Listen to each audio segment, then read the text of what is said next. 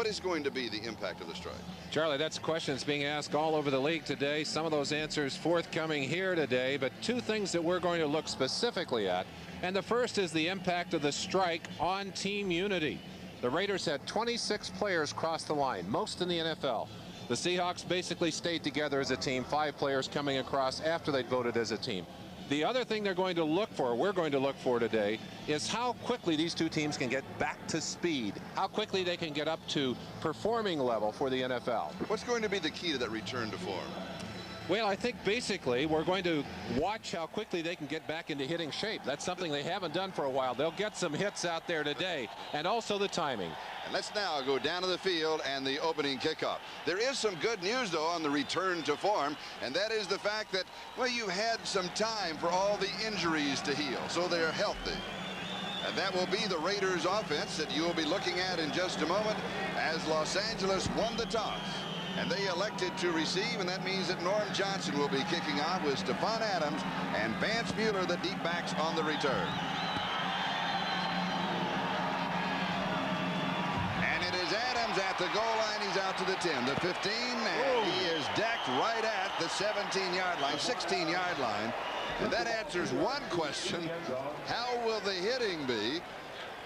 The hit-or is all right, and the hit-e is slow. And looks slow like coming back to form. Eric Lane, number 37, who is the only player active on this roster who's considered one of the replacement players. The hit is right there.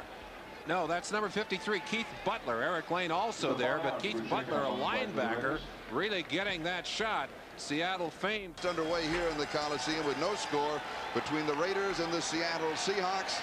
As you saw, Stephon Adams, who was shaken up on the opening return, coming off of the field. We'll have a report on him as soon as possible. Hilger is back to throw. Rusty Hilger, the quarterback. Now he steps out of the pocket, and he goes to the 22-yard line.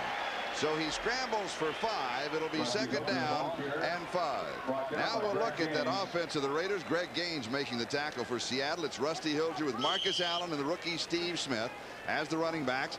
Lofton and Fernandez are the wide receivers, and Todd Christensen is the tight end. Davis, Hannah, Mospar, Wilkinson, and Clay, that offensive line with a pair of rookies.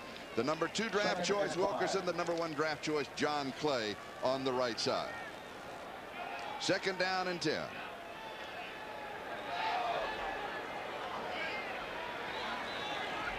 Lofton in motion. And Marcus Allen is cut down at the 21-yard line. So he'll lose a yard. It's going to be third down as Jeff Bryant made the stop. And let's look at that defense. Stephon Adams, a minor knee strain. He can walk it off, and he will be back. Charlie, they've moved Jeff Bryant from his end position over on the rookie Wilkerson. So they've got Wilkerson and Clay against the 2 veteran defensive ends on the left-hand side. Flags are flying. Doki Williams was in motion. It's third down and 6.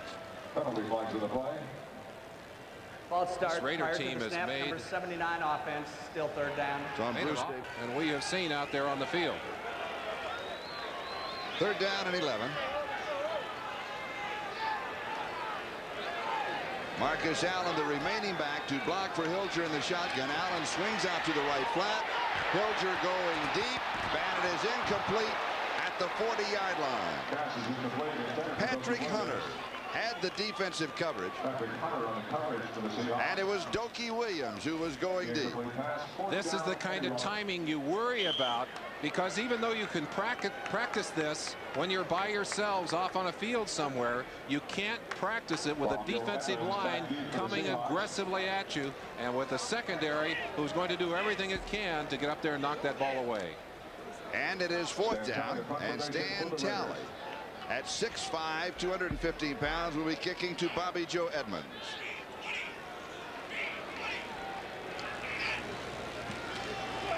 Here's pressure, and he barely gets it off. Seattle may have gotten a piece of it. That was Melvin Jenkins. And the ball rolls to the 37-yard line. 47 yards on the kick. And here comes Melvin Jenkins from the left side. Talking to Rusty Tillman early, he said we're going to go after their punter. He's a little bit slow. We're going to see if we can get in there and block one. Well, they came about as close as you can without blocking it. I think he just scared him a bit. He had to goose it a little bit to get it out of there. Didn't go very far. Ended up with a pretty good roll, and Seattle first time on offense at their own 38-yard line with Dave Craig, the quarterback. And we have some jumping flags in the air as Los Angeles was in the neutral zone. Kurt Warner, the ball carrier, but right now for an update, let's go to neutral. Thank you, Bob. Here, the penalty against the Raiders for being in the neutral zone. And it's first down and 5. No score. We're just about 2 minutes and 45 seconds into the ball game as Kurt Warner moves to the 47-yard line. Going to be second down and 1.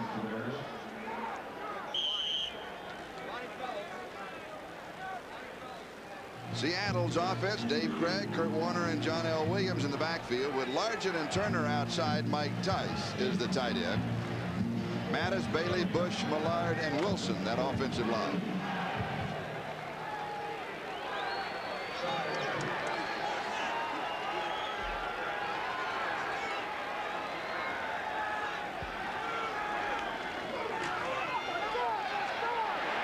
John L. Williams. They'll mark it close to the first down. It was a little over a yard. Bill Packel makes the tackle, and Matt Millen was also there. If they can control the football on the ground, you're going to see a lot of running here today. Craig to throw, and it is knocked down. Bill Packel. One of the things that Dave Craig does as he delivers the football and will look in from behind, he tends to sidearm the football, and that means he's vulnerable to this kind of play. You see that ball knocked right back in his face by Bill Packel, number 71. And it's second down and 10.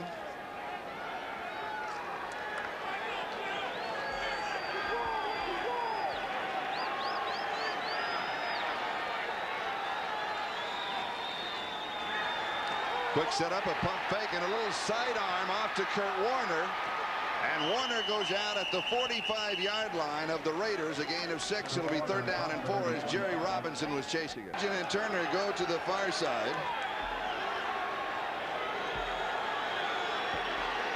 Scansey and Butler to the near side. So 4 wide receivers from the shotgun and a 4-man rush.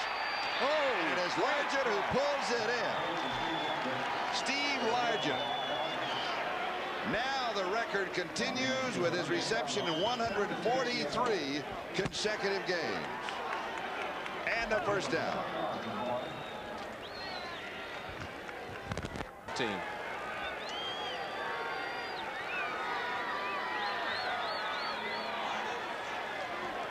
Scansey showing motion.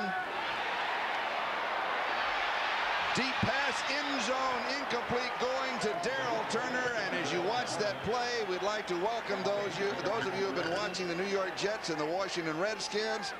Oh, and a close one. Washington 17, the Jets 16. Winning it on a 28-yard field goal with 54 seconds to go by Ali Al-Jashiq. And Merlin, let's go back to that last play. They love to go deep to Turner.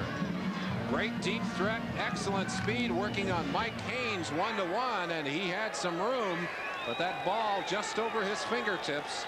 No TD. Second down and 10. 9:56 time remaining first quarter. We have no score. Craig scrambles, and he is dropped. Looked for an opening and couldn't find it. Jerry Robinson has the sack.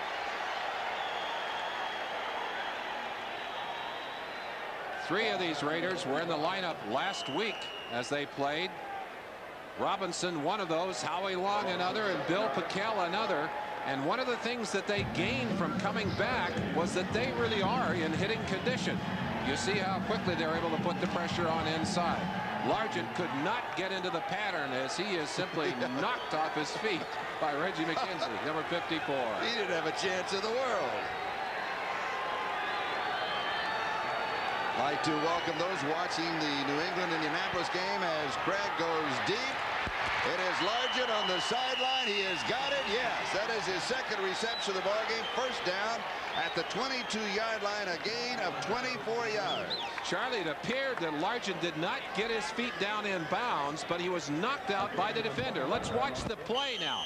At the end of this play, let's look at Largent's feet. Well, can't see there. Here we'll see it from this angle. It doesn't matter if he does not get his feet down here. If he is knocked out of bounds, no, he got him in anyway. Got him in anyway. But I think they would have given it to him had he not gotten those feet down. It was 3rd and 17. First down, a pickup of 24 yards. Ty showing motion, and Kurt Warner. Warner to the 12-yard line. A gain of 12. Oh, a gain of 10. Let's go to New York. Bob, Seattle doing what they want to do. Control the clock even early. Control the offense. Take a lot of time. Be very deliberate. This drive started back at their own 38. And Kurt Warner has the first down at the 8-yard line. So it'll be first down and goal to go. First down, goal to go at the 8-yard line.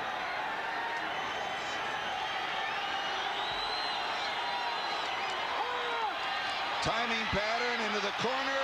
Flag is down. It'll be pass interference. No question about it. No question about it. The ball was in the air. Mike Haynes knew that he was not in position.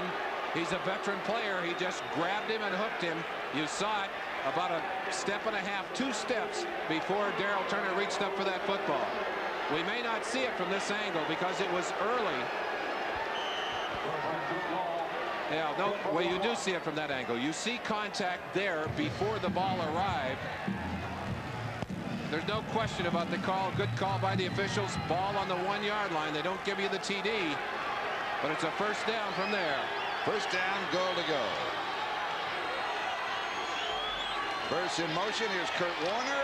No, does not make it.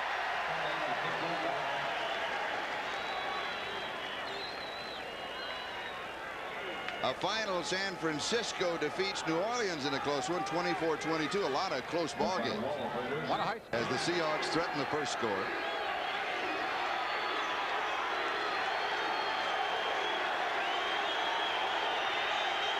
Burst in motion again. Play action fake. Incomplete. Mike Tice, the tight end, the intended receiver. Van McElroy, angry at himself, had his hands on that football briefly. Read that very, very well from his free safety position. The blitz is on. Millen coming. There is McElroy right in front of Tice, and you saw him get his hands on that football, but couldn't hang on. Boy, that would have been a big play for the Raider defense. Third down, goal to go. If they could force him to a field goal here, it would be a swing of emotion. Warner over the top. Touchdown.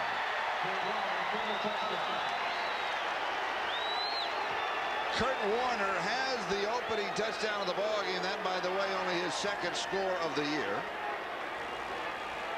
Charlie, you midline. Jeff Kemp to hold, and Norm Johnson with the point after. And it's true to form. 62 yards on the drive in 13 plays. And Seattle is out in front of Los Angeles by a score of 7-0. We'll be back with the kickoff. Welcome back to the Coliseum in Los Angeles with the score: the Seattle Seahawks 7 and the Los Angeles Raiders 0. And that means that Norm Johnson will be kicking off for Seattle. But now it'll be Vance Mueller and Dokie Williams.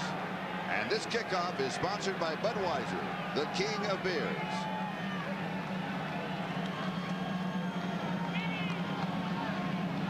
Stephon Adams, normally back as a return man for the Raiders, was shaken up on the opening return and has been replaced by Dokie Williams. Not a good kick. It's very short. And Williams from the 11 cuts back. There's a flag down. He leans to the 25-yard line, but there's a marker on the play. Jerry Seaman, the referee. And it'll be a face mask against the Seahawks. Wow. So they'll add it to the end of the play.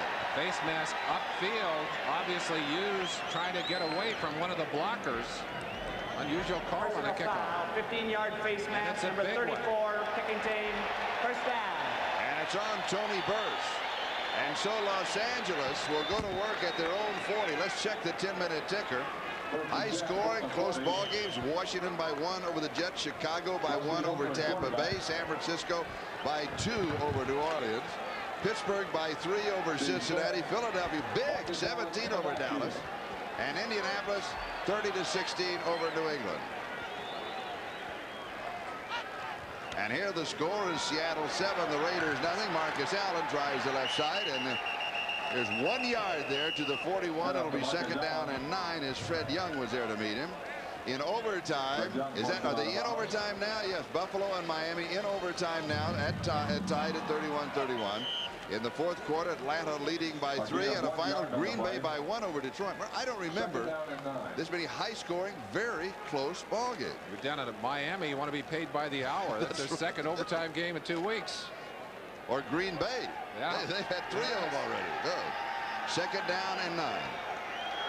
Rusty Hilger, the quarterback.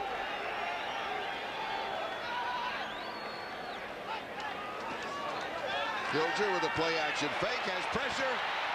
He's going to be called for intentionally grounding the ball. Bad choice. Yeah. Rusty Hilger, Charlie, is the kind of player hurt most by this strike. A young quarterback trying to get his confidence, trying to... Pressure again, and he goes down. That's 2 in a row. Jeff Bryan gets this one. They stunned it on the 2 young rookies over there, and they simply weren't able to pick it up. Clay and Wilkerson on the right-hand side of that Raider line. You'll see it right here. They're pulling to the inside, and you'll see Green pop clean. There's Bryant from one side, Green from the other. And number 77, Jeff Bryant, stunning inside, the man who was on Hilger first. Stan Talley will be kicking, and Bobby Joe Edmonds is set for the return. One thing you notice immediately, the players like they could hardly wait to get back to hitting each other. Edmonds misjudged it and had to call for the fair catch back at the 33-yard line, but a kick of 43 yards for Stan Talley. Seattle leads it 7-0, 6:22 left to go. We're in the first. One of the things that you talked about at the beginning of the telecast, team unity, the effect of the strike. You were involved in 2 strikes in 1970, 1974. How did it affect you and your team? Charlie, it took a while. You know, we had people crossing the line and going in, and there were some really angry things said during those strike periods. It takes a while to forget them, and I got to tell you that part of the reason that you can forget, if you're winning, things get away from you. You just say, the heck with that, doesn't matter. But if you start to lose, then some of those feelings really turn on a team and tend to get bigger and bigger. Here's Kurt Warner. And another final just in. It is Houston defeating Atlanta 37-33. The margin 4 points. Another close one. And for an update on these close ball games, let's go to New York. Bob Cox. All right, Bob, here in the Coliseum, 7-0 Seattle. And Craig is dropped back at the 30-yard line. So a sack for the Raiders. That is their second. And Malcolm Taylor gets it. Taylor coming in from the inside as the Raiders putting a couple of fresh bodies in there. Big, strong horse. Watch him coming right in over the center. Blair Bush just pushes his way through with that rip move. You saw him ripping up with that arm, lifting Blair Bush almost off the ground. That's a 270-pound center. He lifted up and pushed all the way back to the quarterback. Getting some congratulations on the sideline from his coach. Third down and 14.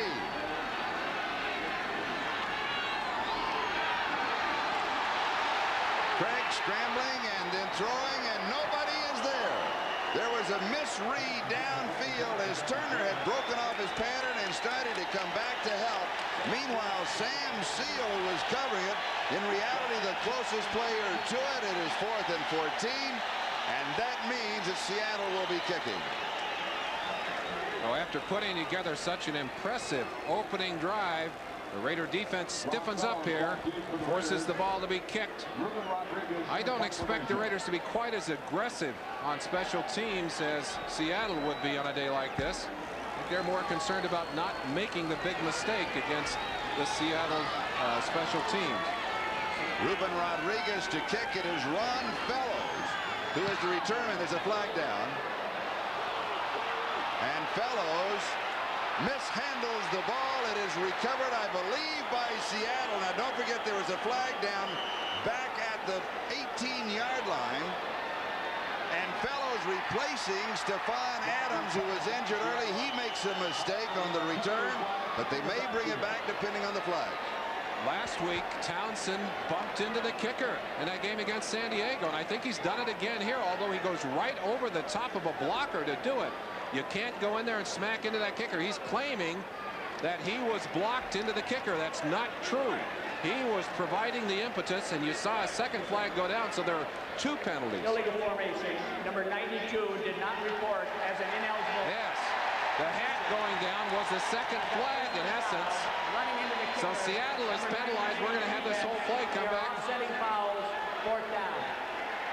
So offsetting fouls that hurt Seattle.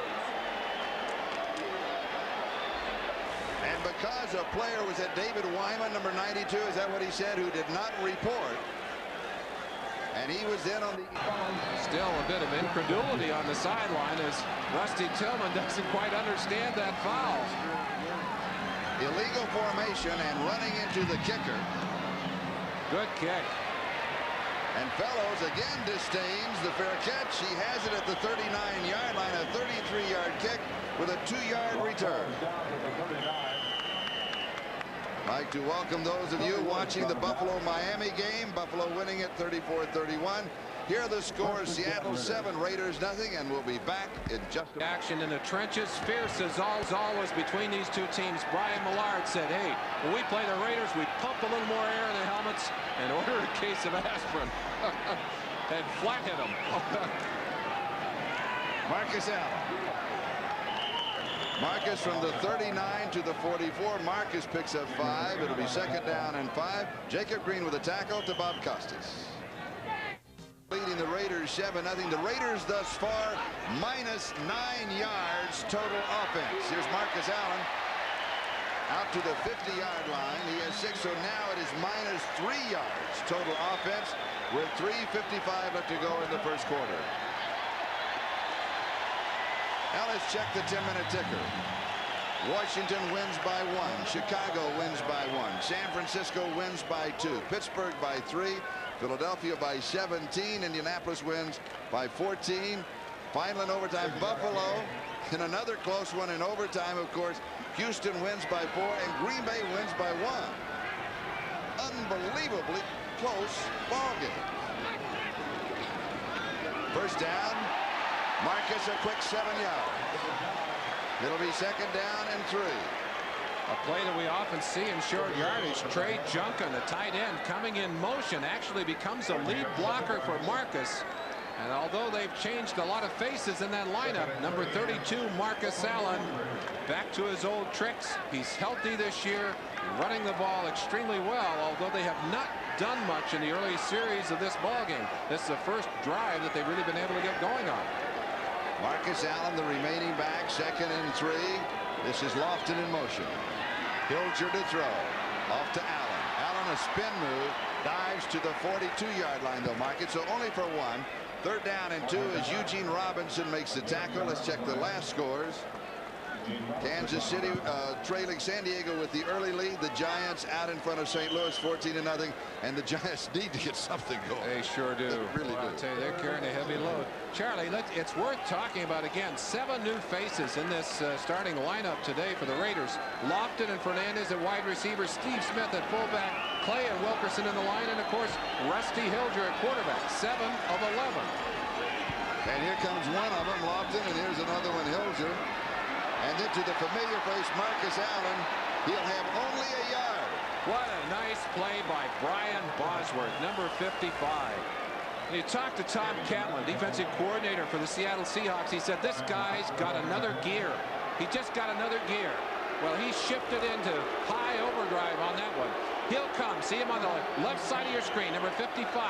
Watch the acceleration here. He looks like he's behind. He just kicks it into high speed and runs down Marcus Allen, who doesn't step too badly himself. He caught him in the neck and the shoulder pads. It was not a face mask. And on 4th down and just under a yard, Talley to kick.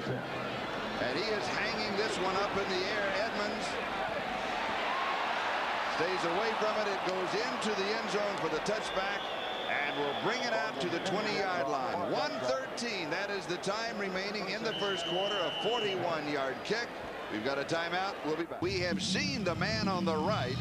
We are scheduled to see the man on the left. Brian Bosworth on the right, Bo Jackson on the left. Quite possibly the two most important rookies, potentially, in terms of impact on their teams down the road out of this year's draft, and neither of them came through the draft.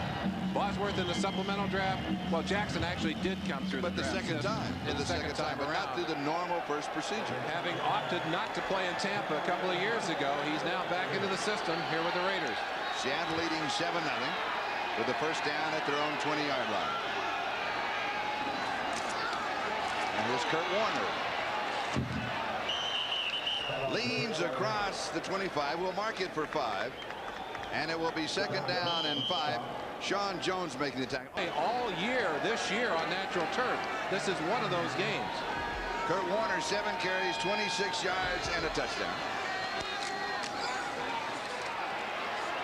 And John L. Williams to the 29. He has 4, 3rd down and 1.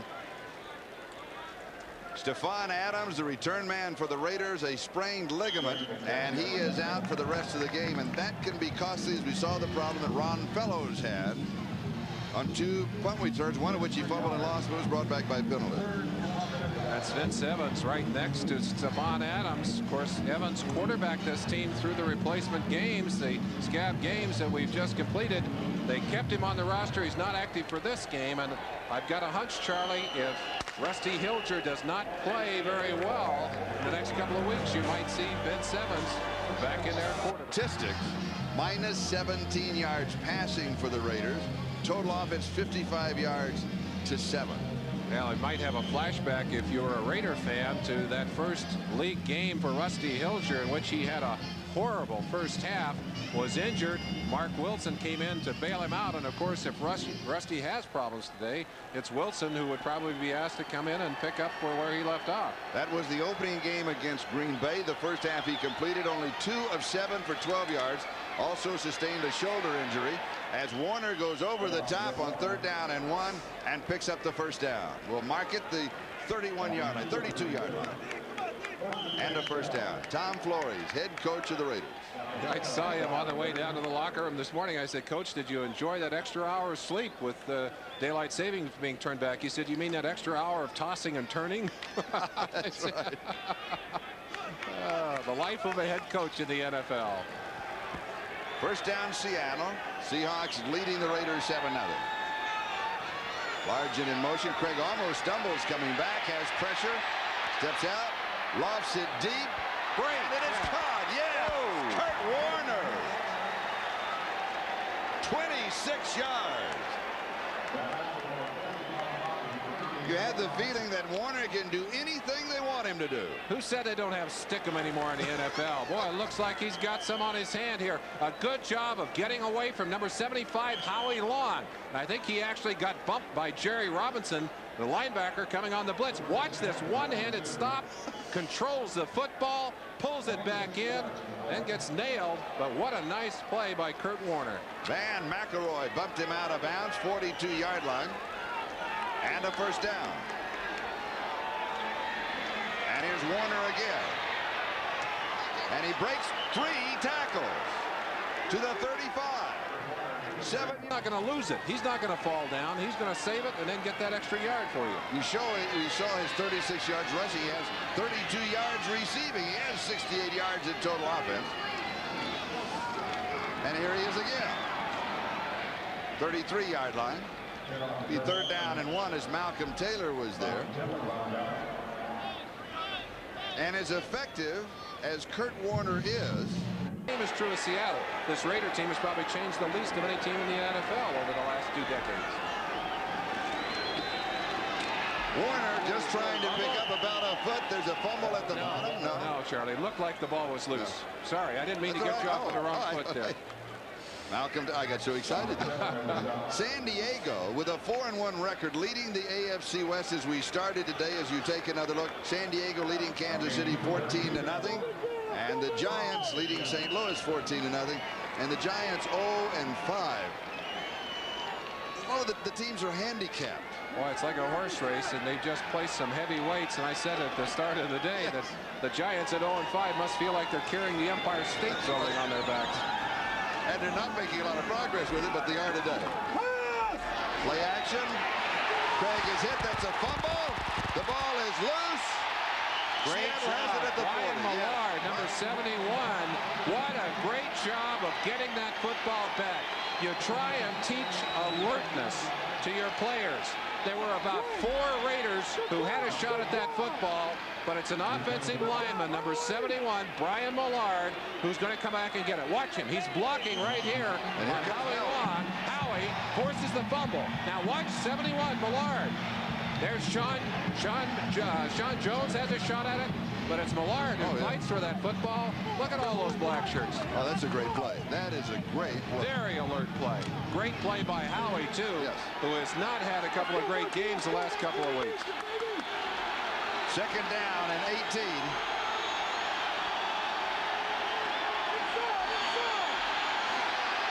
Craig going deep. It is too high. Had a man. And that is Paul Scansey, but the pass was too high for Scansey. And it'll be third down and 18. Scansey, kind of a warm, muggy day. The temperature scheduled for the upper 70s, maybe a little bit warmer than that here in the Coliseum. Third down, a 4-man rush with some games going on over the middle. At the 20-yard line, it is Ray Butler. 21 yards, first down by 3 yards. Rod Martin, the dime in the secondary. That's 5 or 6 players. Here's Kurt Warner. Warner made an outside head fake and then was decked by Matt Millen. Actually, Charlie, I think what happened is that Warner was decked by the turf. Is that what it was? He got that right foot down and it went right out from underneath him. Watch natural turf, particularly when there's not much of a root system to it. Second down and 8. Here's Warner. And he goes out of bounds at the 15-yard the 15-yard line. Jerry Robinson you played here. How solid is the turf here? I think it's a lot better now than it was when we played here, because games here, the score is Seattle 7, Los Angeles 0, and Seattle is threatening again at the 15-yard line. Third down. Craig into the corner.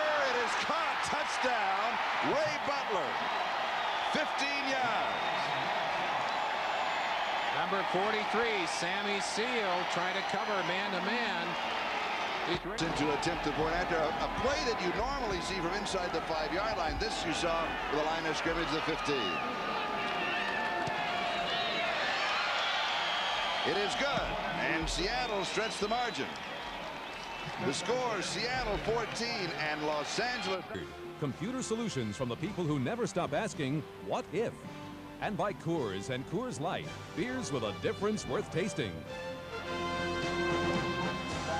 This is Charlie Jones, Merlin Olsen, and the touchdown scoring Ray Butler, number 83. That, by the way, his first touchdown of this season. 80-yard drive in 13 plays. Craig to Butler, and for Dave Craig, that is his 6th touchdown pass of the year. And when he is hot, he is hot. Bet he is, and he is off to a burning start here today. Norm Johnson kicking off with Vance Mueller and Doki Williams, the return man. This will be Mueller at the 1. 15. A little tentative move, and he is brought down at the 19-yard line by Eric Lane. Number 37, really the last player brought in, and the last player cut. He was like a 40. Mueller knocking him to the ground. And how will Eric Lane, a replacement team player, be accepted?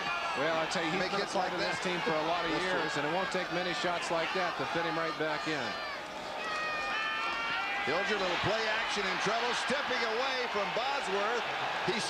He may just have heard the Boz going by. And the Boz looks different. different today. The Boz, of course, a colorful player in his own right. I think the Boz was surprised. He did watch him coming in. Number 55, right-hand side of your screen. Nobody blocks him. Nobody blocks him. I think he was so surprised he ran right over Hilger. Amazing. Again, they're working on the rookie side, the rookie right side of that offensive line. You get 2 rookies in there, you get some problems, some communication problems in there. Second down and 20. Marcus Allen. And he is ridden down. The ball pops loose. They're going to call it dead at the 15-yard line. So a gain of 6. It'll be 3rd down and 14. And a reminder to our viewers, we'll be selecting the Budweiser most valuable. So we'll take another look at it. That's what they're going over. What are they looking at, Charlie? See if it was a fumble or not. See if the ball called it. They can't call. Obviously, it's not about the necktie tie. No. That's the conference, and it's now Chuck says touchdown. So we'll take another look at it as the officials are also. That's the umpire, Rex Stewart, number 103. Tom Flores, the head coach, as everybody now awaits to see. Here it comes, so you can see what they're looking at in the replay booth. From directly behind the action, Marcus is going to go outside. Patrick Hunter will tackle him. Now, does the ball come out as he hits the ground or before he hits the ground? Well, we will never know. It looks to me like it does not leave his hand until he is buried on the ground. I think it's a good call to leave it stand. Here's another angle. By now, the whole world knows the ground cannot cause a fumble. That is a lousy tackle by Patrick Hunter, though. Yeah. The knee was down prior to the fumble. Consequently, the defense cannot recover the ball. It'll be 3rd down. Chuck is not going to agree with that. That's all right. Tom Flores thought that was an excellent call. Excellent call. That's right. Now remember that I mentioned that the Boz looks different, and that's a story that we do have an ending for that, and we will get to it. So look at that total yards. A lot of that coming from the horrible pass offense of the Raiders on this day. They've been able to run the football but not throw it. And Marcus Allen taking a handoff from Rusty Hilger, and it'll be 4th down as Melvin Jenkins makes the tackle. And that means that Stan Talley will be kicking. Bobby Joe Edmonds with an opportunity to give Seattle excellent field position. Charlie, I wonder how long we go before we see a Mark Wilson today. Taking on the run at the 45. He's to the 50, the 45. Did not step out of bounds. Returns to the 40-yard line. A 37-yard kick, a 15-yard return. Jerry Robinson makes the tackle. We've got a timeout. Seattle leads it 14 to home turf against Seattle. Well, the last time the Seahawks won here was back in '83. This has been like a home-and-home series. You win at home, we'll win at home. But that trend breaking here in the first half. As Kurt Warner goes to the 32-yard line, so he picks up 8. It's going to be 2nd down a couple. Jerry Robinson makes the tackle. He does look different, doesn't he? There's no color in his hair today, Charlie. You notice that? Yes, and you asked him, what did he say? I said, why don't you have any color in your hair? He said, when you go to Hollywood, you don't have to go Hollywood. I think he's fun. You really like him, don't you? Well, I do. You had kind of mixed emotion. Expect to like him. I did not expect to like him, Charlie. I didn't. He's smart, too. I'll tell you, let me give you a little story on that. All right.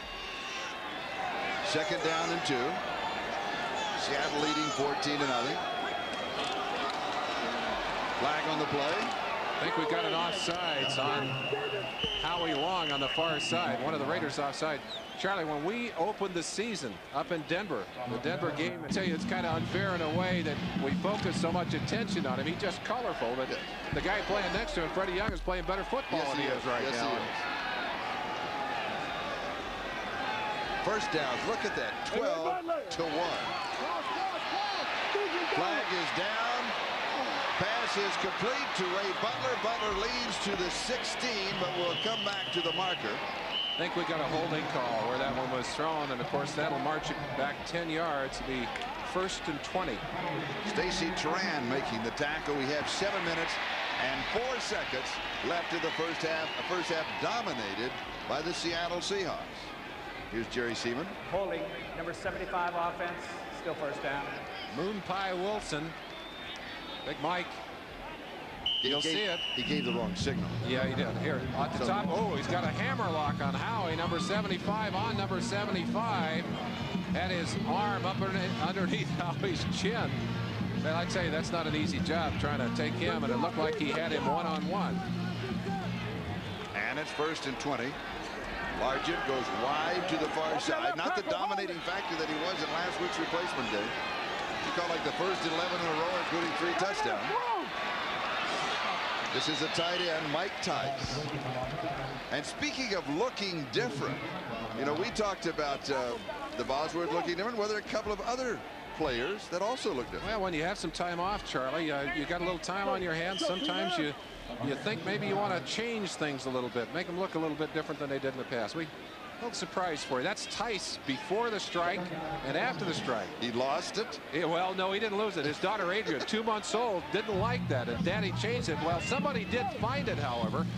Whoop, we'll show you that in just a second. As soon as we find it, you will know also. 2nd down and 14. Daryl Turner in motion. Quarterback draw. Quarterback draw to the 23-yard line. Well, and if you look on the chin of that young man, Dave Craig, you'll notice something that wasn't there before the strike. 3 weeks growth of beard, and he said down the locker room, he said, how's it look? Look all right? What do you think? It's going to fill in? I said, another couple of weeks. It's going to be all right, Dave. But it does change his look rather dramatically, doesn't it? Yes. 3rd down at the 23-yard line. Seattle driving again. They've had 2 very fine long drives to score. In scoring position again here. 3rd down and 6. Turner again in motion. Largent. First down. 15-yard line. Needed 6. He got 8. One of the things that this Raider defense is not doing today that they have done in the past, very often they would look differently. He just ends up in the same place. He is a master. Seahawks 8 of 9 3rd downs. The last one they went for the touchdown. Oh. Boy, that was a shot on Warner as he looked like somebody shook him up there. Jerry Robinson, I think, the man who really put a clincher on him at the end of that. Here's Warner. Watch at the end of this run. Paquel gets him around. It's the 2nd shot here. Ooh. McElroy. Oh, hard to tell. Reggie McKenzie. 3 Raiders. Lots of black shirts, but you notice those piles are always moving toward the Raider goal line. Not a good sign for this Raider defense. 2nd down and 7. Quarterback draw again. Stop and start. Twice in a row. Not a bad move. The first one from the shotgun and this one from the normal set. I hated that play as a defensive lineman because you're trying to rush the passer and you're going all out. You see that there's no draw. You're really going in after that quarterback, and all of a sudden he's going up, and very often there's nothing between him and the goal line. If he hadn't been stopped running into the stack there, probably would have had the first down, as it is very close to it. 3rd down and 1. I always felt that was kind of cheating when they ran that play, Charlie.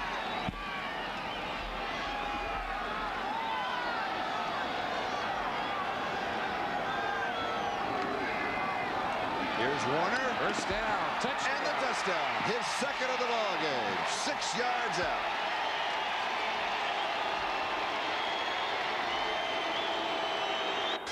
Team leadership as well, but there's no question about which team is playing better here at the moment.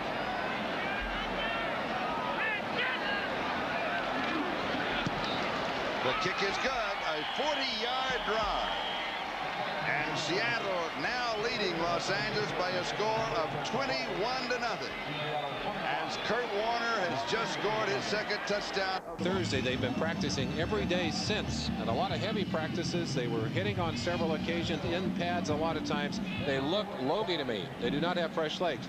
Knox gave his players a day off on Tuesday, and earlier last week, although they practiced on Friday and Saturday and Sunday, it was conditioning work only. This is Vance Mueller on the kickoff return. He's the 10, the 15. Turns to the 30-yard line. In time of possession, Seattle 18.5 minutes, Los Angeles 8.5 minutes. So a 10-minute difference in time of possession. And Charlie, you don't want to draw too heavy of trends, but let's look at what happened before the strike. The Raiders off to such a bright start, 2-0, leading the league. Denver, Kansas City, San Diego, Seattle, all at that 1-1 or 1-0-1 mark. And then, with the strike, players added.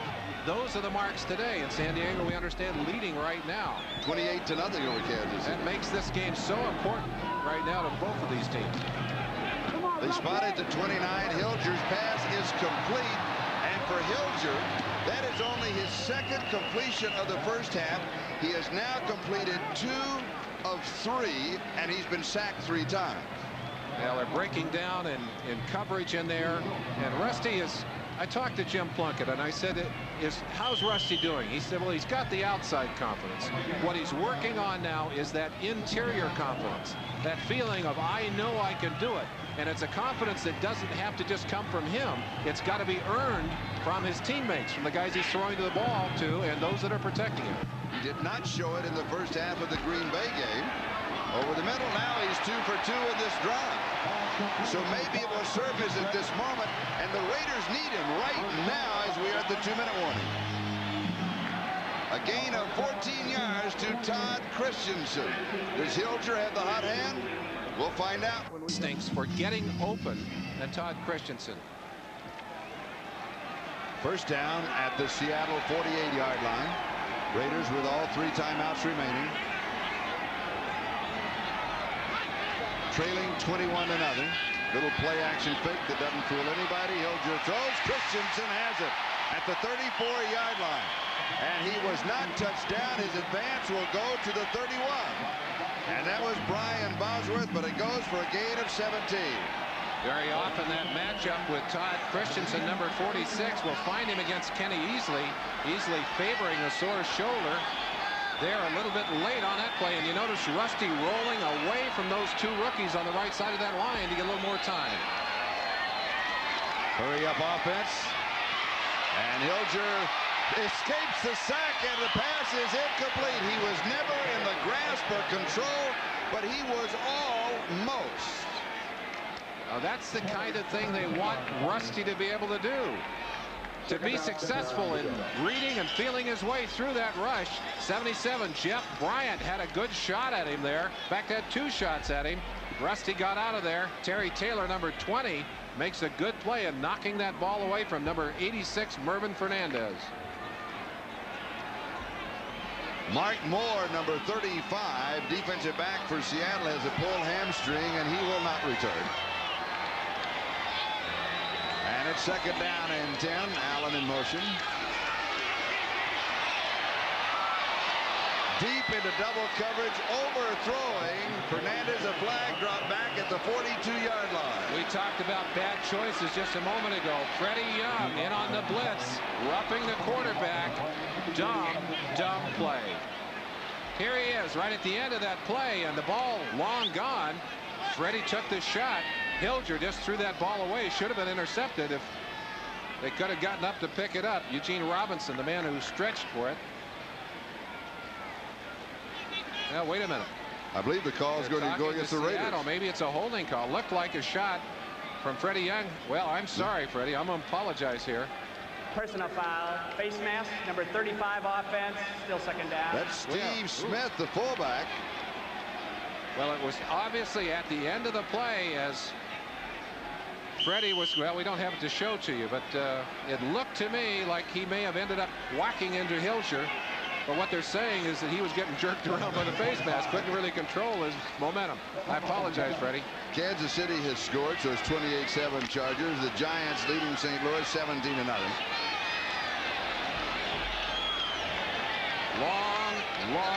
Long yardage.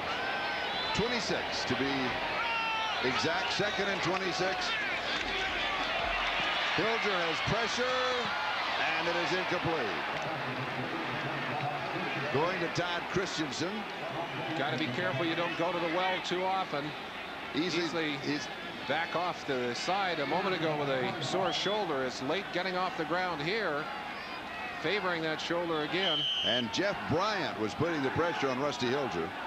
They're doing a lot of stunning, and again, when you get a couple of rookies in that lineup, the toughest thing you can do is to throw.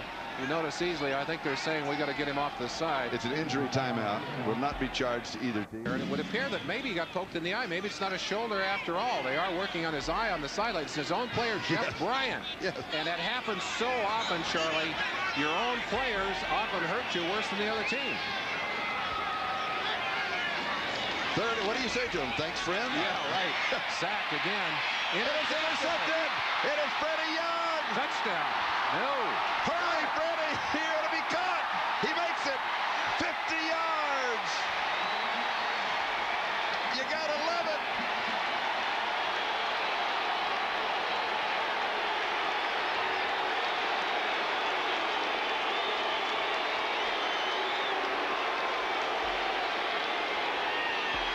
You gotta learn when to eat that football, Rusty. Sometimes it just doesn't pay to turn loose of it. Let's go back and look at the play. Under tremendous heat, Jeff Bryant from the outside again beating those rookies. That ball should never have been thrown. It's just thrown up for grabs. Now watch some good moves there by Freddie Young. Looks like a running back. John Clay, 79, is after Wilkerson, the other rookie, and they. Steve Smith was closing Well, on I tell you, I wondered who that last guy was. Smith's got some speed, and Fred Young ran right away from him. Easily heading into the locker room, by the way. Norm Johnson with the point after it is good, and it is Seattle 28, Los Angeles nothing. And for Fred Young, that is his. We're checking his touchdown record to see if that is his first.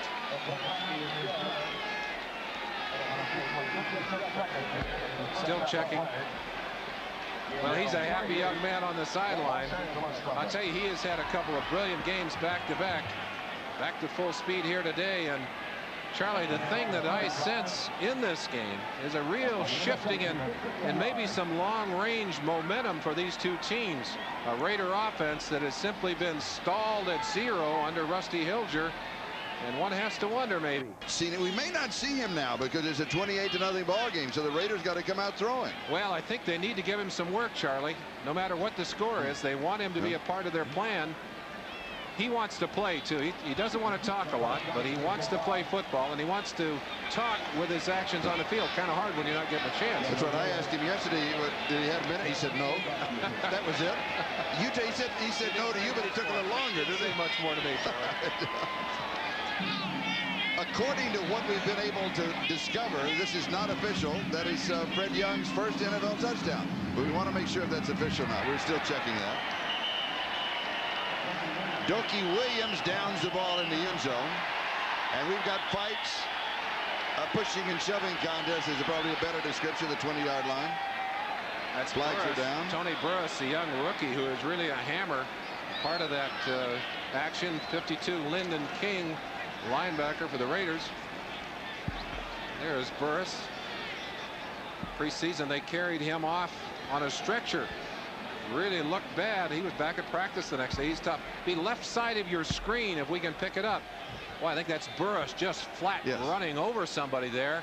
And then it looked like Jamie Kimmel, 59, coming in to try and clean up on him. Boy, he went right over the top of one of the Raiders. Personal foul, unnecessary roughness, number 34, kicking team. Personal foul. You know what happens? They missed the first one. They caught the second. That happens all the time. Well, it does happen, and I'm sure they'll just say to him, look, you got to have some maturity. You've got to know that when you're out in the open like that, even if somebody takes a cheap shot at you, you don't retaliate. And it is Freddie Young's first NFL television. As many big plays as he has made over the last 4 years. 3 years, 4 years. Of course, most of the first 2 years on special teams. So he'll save that football. Hilger opens with play action from the 20. Irvin Fernandez just leans across the 30-yard line. He should have the first down. Paul Moyer making the tackle. Talked to Fernandez yesterday. The difference in playing in the Canadian League and playing here, he said, that was the whole offense. I was in on every play. He said that and the intensity entirely different here. Swervin' Mervin. Yes. Great player.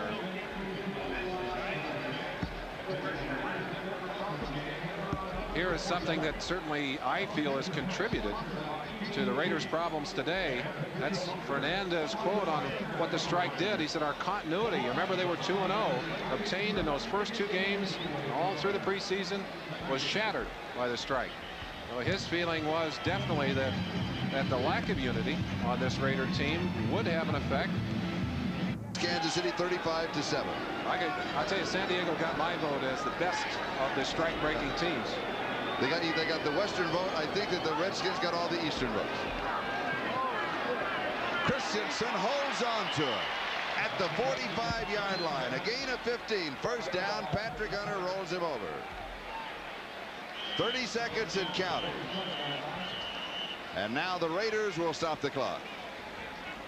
Very obvious from what's happened the last few minutes that Rusty beginning to lean heavily on one receiver, Todd Christensen. That is dangerous here. How many? 2, 4, 6, 7 defensive, no, 6 defensive backs on the field, Charlie. And Marcus Allen goes in motion. And a screen right side to Vance Mueller.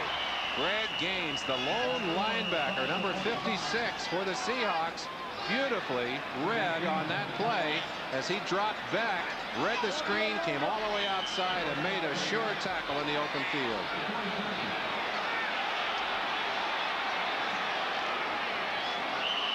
Rusty drilling it into the ground to kill the clock. We may have been wrong. They may not have had a timeout remaining, or they surely would have taken it there. That's a legal play. That's a rule change. If you step back and drill it into the ground for the purpose of stopping the clock, then it's okay. If Kansas wait around to do it. Yeah. Kansas City has come back with a score. Kenny with a 63-yard touchdown pass. Minute 7 to go in the first half of that game is 35-14. Well, I said it before the first quarter, Charlie. I think this strike hurt a player like Rusty Hilger as much as it could hurt any player in the league. Just kind of getting some continuity as a quarterback for this Raider team. Had to sit it out for 2 weeks. And then he was one of the players that went back in. Some bad feelings on that count, too. Miscommunications. They did have that timeout remaining. Overloading the right side. Just go deep. Put it in the air. Christensen's right in the middle of it. It ends up as an incomplete pass. As Terry Taylor went up for it. Christensen was one of the intended receivers. And it's 28-0 at halftime, Seattle. I'm surprised. Yes, I do. It was the only one. But tell me about it. Picked it up in Green Bay and took it in against Green Bay here in the Coliseum. Took it in 24 yards TD. Just like yesterday. This kickoff is sponsored by Budweiser, the king of beers. Chris Barr kicking off with Randall Morris and Bobby Joe Edmonds set for the return. And this is the first Raider kickoff of the afternoon. And Edmonds will down it in the end zone and will start the second half from the 20-yard line. And let's look at the statistics in the first half. Rushing yardage, as you would believe, favoring the Seahawks, who've been able to run the ball effectively. The Raiders really have had to throw the football. They haven't had much going at all. Passing yardage not as one-sided as you would expect, nor is total yardage. But look at that third down conversion rate. 9 of 10 for Seattle, and they've done that with an average to go of 7.5 yards. So they're not just short yardage.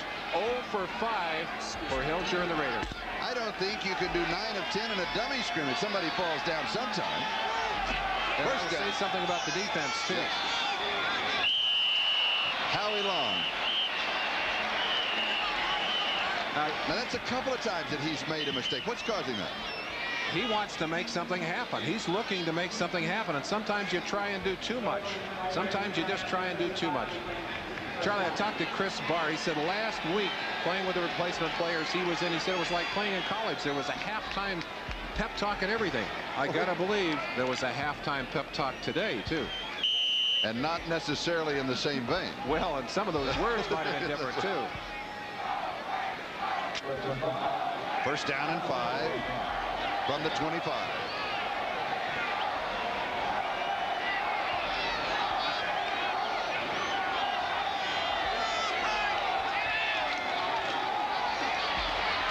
John L. Williams just shy of the first down. We'll spot it at the 29. Sean Jones with the tackle. And it's their second one. Charlie, this Seattle team has really improved itself in the running game. John L. Williams is one of the reasons. You can't just gang up on Kurt Warner because Williams can carry that football right up the middle. Also, he's also a great blocker. He'll knock you down if you gang up on him. You bet. And they've also been able to put together a very big and strong offensive line, and they did it really without drafting those people. They've been able to do it in trades and so forth.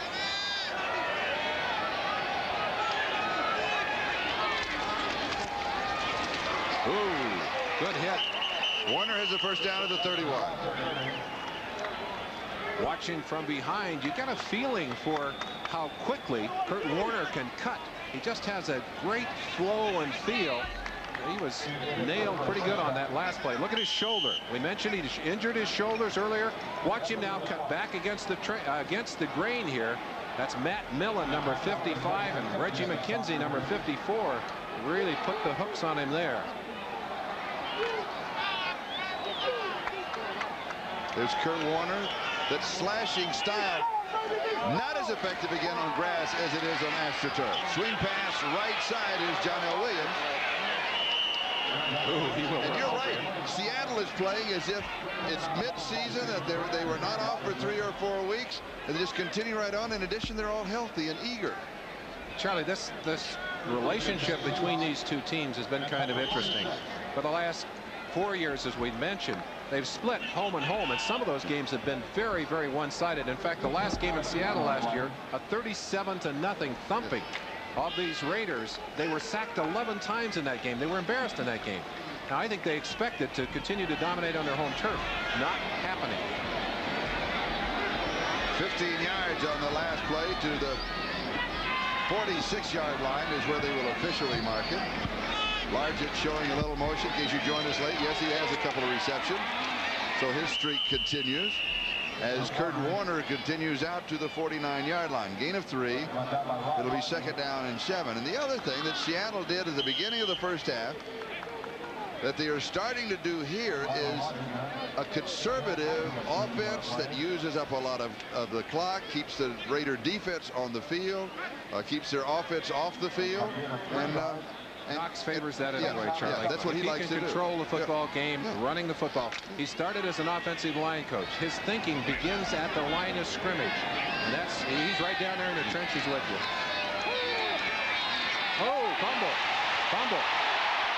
Howie Long goes after it. He bobbles it. The Raiders get it, though. Yes, they have it. I believe it is Rod Martin, number 53. Yeah, it is, Charlie. Rod Martin there. Howie Long, his second time today that he has massacred Craig and forced a fumble. The Seahawks got it back the first time. Sean Jones. Oh, I take it back. It's number 99. Sean Jones in from the right-hand side. Howie is there to pounce on the football. Gets away from him. Actually, he and Rod Martin shared it. Here's Howie coming in at the end of that. Boy, he got a face full of hand from Moon Pie Wilson.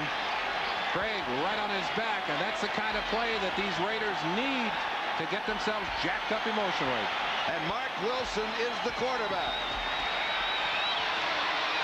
And he is on target to Lofton at the 10.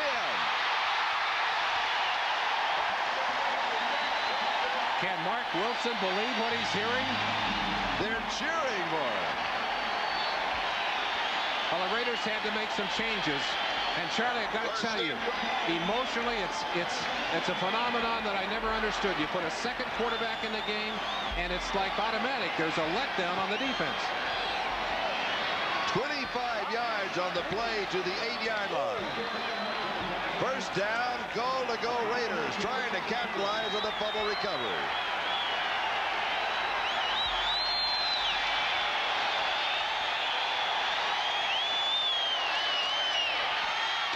Incomplete. Fernandez, the intended receiver. Robinson and Taylor had the coverage. In the practice yesterday, Charlie, Wilson split time with Hilger. I asked Tom Flores, does that mean anything? He said no. Ordinarily, we split time between the two quarterbacks the day before the game. Earlier in the week, Hilger had taken about 70% of the snaps. Wilson only about 30%. He might be a little rusty. That's not a play on words either. Second down, goal to go. Marcus Allen to the 7. Ryan Bosworth makes the tackle. Kenny Easley, number 45, excuse me. Mark Wilson, that's for the year. 10 of 18, 122 yards. That includes today. A lot of that came, Charlie, in the second half of that Green Bay game. He came in to bail Rusty Hilger out in that game. And that was, if there's the term winning ugly, the Raiders won ugly in that game against Green Bay. They did not look good at all. Charlie, if they could win this one ugly, they'd be thrilled. They'll take it anyway. Now, we'll put makeup on afterwards. Third down, goal to go. Here's pressure. Wobbly pass, Christensen, touchdown. The experienced quarterback, an all-out blitz. Christensen read it. Wilson got him the football, and you see the instant rapport there. Hey, I read it, you got it there, and a smile. What a sweet moment for this man who has been so abused by these Coliseum fans. Watch the toss there at the last possible second, and it's a Raider touchdown.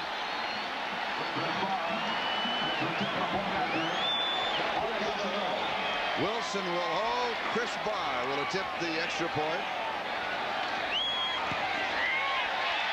And they hooked it, and a flag is down. It did go through the uprights, but there were 2 markers down, so hold it just a second.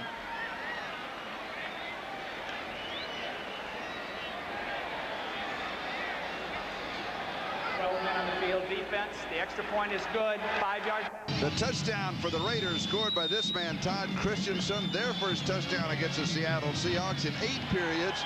Plus 3 minutes and 59 seconds. You have to go back to the first half of the game, October the 12th, a year ago. Mark Wilson, one of those players that crossed the line, in fact, very early across the line, but they have played for him with some emotion that was not there for Rusty Hilger. But in the replacement games, he only held for extra points and field goals. He did not play on any other plays. Bobby Joe Edmonds and Randall Moyes will down it in the end zone and will bring it out to the 20-yard line. So the Seattle Seahawks did the one thing they could not afford to do. That was make a mistake. And it took the Raiders only a minute and 38 seconds to capitalize on it. And now they're not back in the ball game, but they're getting closer to the door. Last 9-4. Of course, we're looking, back to that last game last year that we told you there was a 37-0 blowout. You can't count all those points. The only thing that matters is what happens right now, Charlie.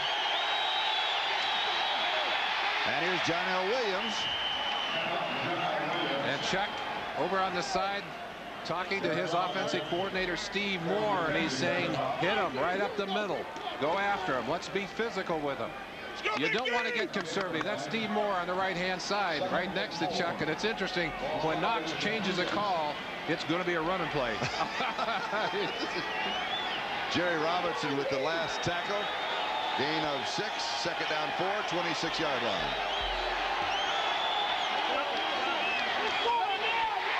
This time Williams will be stopped at the line of scrimmage. It's going to be 3rd down and 4. And so Seattle will come out throwing, yes. Charlie, very, very important too. Now that you've gotten some momentum, talking about the Raiders side of the field, you've gotten a little momentum offensively. You've got to take that football back right now. We're not just talking about the outcome of this game. We're talking about the way they feel about themselves, their image, their confidence level, which they carry out of this game. To continue the way they played in the first half would have been disastrous for them. Seattle has... They've been living on 3rd down conversions, and as Merlin said, they have averaged the yardage on those is average 7.5 yards. This is 4 yards from the shotgun. Craig throws, has the first down. He goes to Steve Largent, and Largent goes to the 36-yard line. They needed 4, they got 10, and the magic of 3rd down continues. Lionel Washington with the tackle. Largent and Craig have worked so well together over the years that Craig knows where Largent is going to be. There's a lot of time here. Craig takes all of it, and Largent breaks out of his pattern to get open, working on Lionel Washington, number 48, knows exactly how much yardage is needed, and picks it up again on the critical 3rd down. 4 for 48 yards. I'll talk about both of those numbers in a moment. First down at the Seattle 36.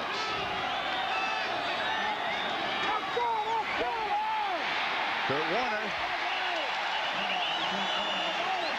A much more emotional Raider team here in the second half. Millen and Martin with the tackle. Let's go back to Steve Largent. He has 4 for 48 yards. He is the all-time NFL yardage leader. It's now 1,200 yards plus. That's almost 7 miles in reception for Steve Largent. Got to get my bike to go that far, Charlie. Only if it's downhill. Here's John L. Williams. Flag down. Was it a face mask? Well, it might have been that. It might have been a holding call on Kurt Warner, number 28, who was blocking for him. Rod Martin makes the play for the Raiders.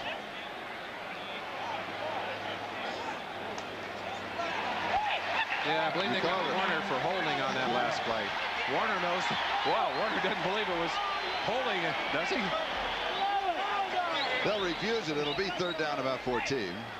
Well, you can see for yourself. Bailey says, let's go. Come on, get back. You're not going to win this battle. Kurt Warner out in front here, trying to. Well, I can see why he didn't buy it. It was on Rod Martin. He didn't grab him and tackle him. He tried. He didn't block him very well either. No, not only didn't block him, but didn't hold him either, didn't appear to me. And Warner, now look at those eyes. He'll get you fired up a little bit. And that's what they need right now, Charlie, a little emotion. And notice his eyes. Remember that shot of his eyes. And you'll see the eyes of Marcus Allen. They have that same eyes. They're almost a Popeye look with that great vision. You've got to have that great vision to run the ball the way they do. That's right. Third down and 14, a 4-man rush. Craig goes deep. His receiver slips. It's intercepted. Van McElroy has the interception. Largent slipped when he made his cut.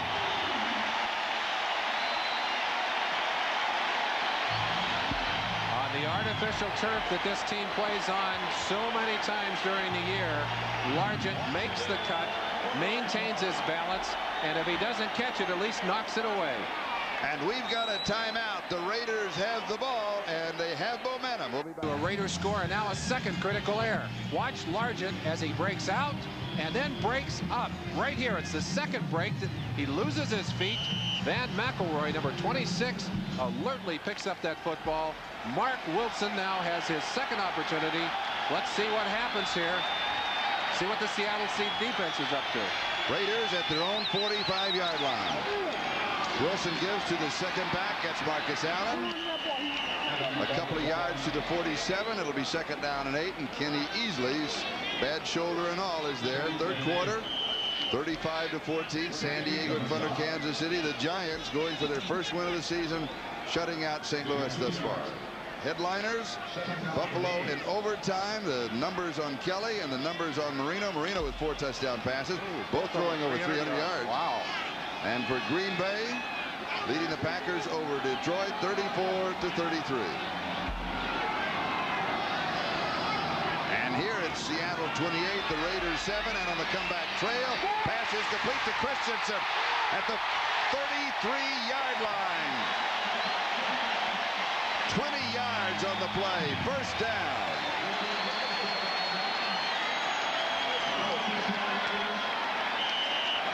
Robinson and Hunter with the tackle. Todd Christensen, that is his 5th reception of the ballgame. These Raiders may not particularly like Mark Wilson, but they have to like what he's doing for them here. A BYU quarterback to a BYU tight end. Another big play, and Christensen and Wilson really joining forces to bring the Raiders back in this game. From the 33, pump fake, drops it off to Marcus Allen. He's amazing. There was no yardage there, and he still got 2 more.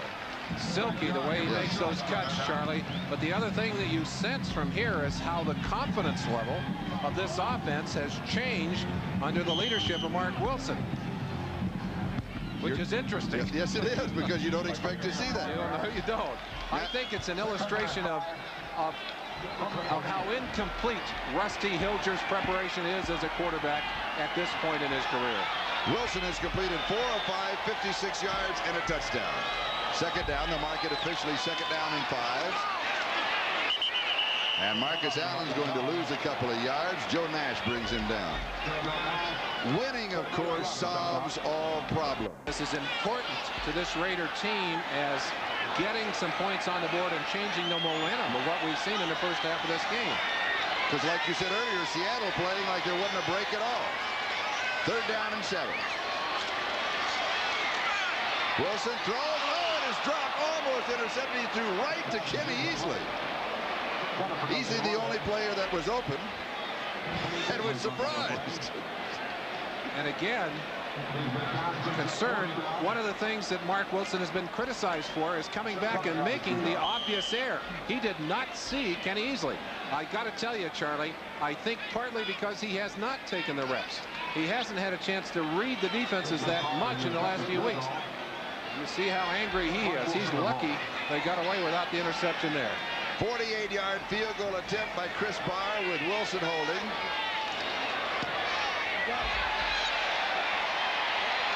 No good. So Chris Barr misses from 48 yards away. We'll take another look. No, he stayed firm on the plant. Right in the same spot he missed a 37-yarder last week, Charlie. Charlie Sumner, the Raiders linebackers coach. He's also the man who calls the defenses. His job right now, and he does have a veteran defensive team, they're thinking takeaway. They're thinking pressure at this point in the game. And in the second half, a fumble recovery that officially went to Howie Long, and the interception by McElroy. And here's Kurt Warner. Rod Martin makes the tackle. Chuck Knox is not nearly as comfortable now as he was at 28-0, but his philosophy has not changed, Charlie. If he can run the football, and he'll try, that's what they'll do. They still want to eat that clock. And it's 2nd down and 5. And speaking of the clock, we have 4 minutes and 20 seconds. That is the time remaining here in the 3rd quarter. Mike Tice, the tight end, goes to the opposite side, so the formation set is strong right. They come back running to the weak side, which is Kurt Warner, to the 40, close to the first down. Needs to just get past the 40-yard line. Howie Long with the tackle. And also there's Bill McKell. May not quite make it. No, it'll be 3rd down and short.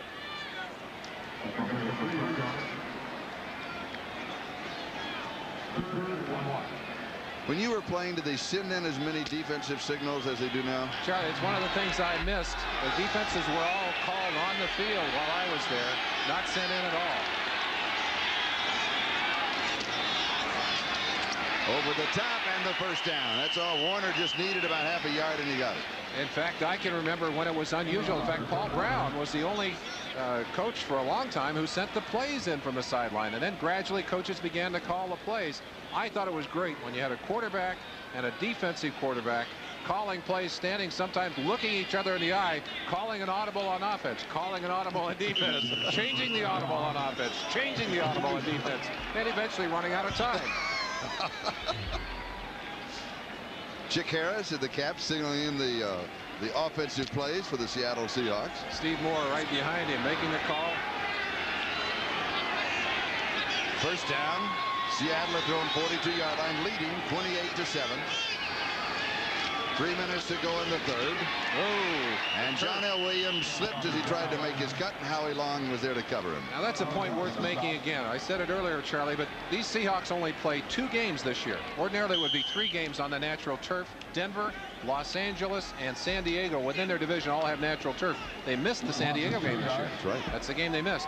There'll be 2 games. You saw what happened here. They're so used to playing on the natural or on the artificial turf that they very often have seemed to adapt a style that is really not that conducive. Even though they practice on natural turf, they play when the style is conducive to the artificial turf. Here's Warner cutting back. 43-yard line. Going to be 3rd down and 9.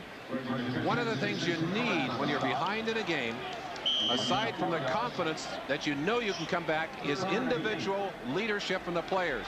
Howie Long is one of those players. Number 75, you saw him coming across with number 30, Stacy Turan, to get in on that last play. Howie's a quiet leader. He's not a big, loud yell and whistle guy. Also the guy, by the way, who crossed the line and went in did not play that well in the game against Denver, and relatively quiet in last week's game as well. Oh, great catch. Close to the first down. Seattle may have done it again as Largent pulls in, and by Dunnigan converting on a third down opportunity. I think they're short of it, Charlie, just a fraction. But what a great catch by Largent. If that ball had been thrown on his front shoulder instead of his back shoulder, he would have had the first down. But he had to go back for the football. Slowed him. The attempt to kick out of bounds here. They want a man over there in case it's kicked short.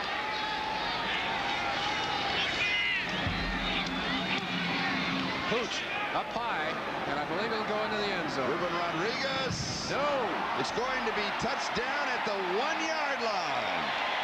No, they're going to rule. They're going to rule a touchback. That the first man down had his feet in the end zone when he reached back and touched it, and by the extension of his body, that means it was touched in the end zone. Rusty Tillman is going to have a little conversation with his troops on that one. A perfect kick, an opportunity to have it on the one, but they blew it. Into the goal line with it. Now watch it again as his feet go in, and at that point it is a touchback. But you saw all he had to do was let the ball lie, leave it alone, and it starts on the 1-yard line. So we bring it out with the touchback to the 20. Wilson, little play action fake. He goes deep, has a man. It is intercepted. Kenny Easley with the interception. Easley then wants the shoulders bothering me. I can't return. He wanted a lateral back to Eugene Robinson. Jesse Hester was the intended receiver. Again, experience there as Easley just was not fooled. And this is a situation where you expect people to be coming with that pass. You don't really get a lot of benefit from that play action fake. And you definitely were right about Easley as he is protecting that arm. I think he may have hurt himself when he went up to intercept that ball, Charlie. But nice interception by the veteran captain of that defense. Here, anybody, you take. No, never. Well, I'll get out of bounds. Yes, I'll get out before they hit me. Shoulder definitely bothering him. You see the grimace there. But he is thrilled, I'm sure, with that play that turns the emotion in this game one more time. So Seattle has the ball at the Los Angeles 44. And there's a mix-up in the backfield. And a loss of 5 as Rod Martin is there to bring Dave Craig to the ground. Going to be second down and 15. Let's check all the scores. A lot of close ball games. Washington over the Jets by 1. Chicago over Tampa Bay by 1. San Francisco over New Orleans by 2. Pittsburgh over Cincinnati by 3. Philadelphia big over Dallas. Indianapolis big over New England in overtime. Buffalo over Miami. Houston by 4 over Atlanta. Green Bay by 1 over Detroit. In the third quarter, Kansas City is coming back. Christian Okoye just scoring 35-21 there and 20-0 in the other ball game.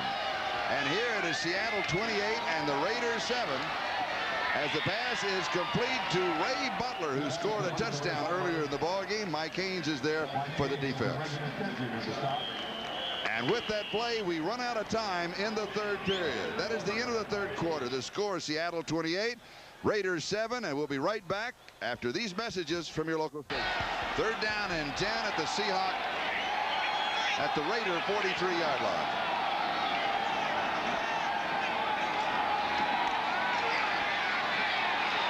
Craig steps away from trouble and finds more of it. They're going to call grasp and control. They're going to blow the play dead back at the 43-yard line. And that's Greg Townsend, I believe. Mattis and Townsend, and some comments verbally going back and forth. I don't think they're going to call it because I think there was just an attempt to separate those guys. Except with the grill. Townsend may have done a little taunting there. You'll see it coming from the left-hand side. Lots and lots of pressure. They grab him here at one point. Sean Jones, 99, gets a hold of him.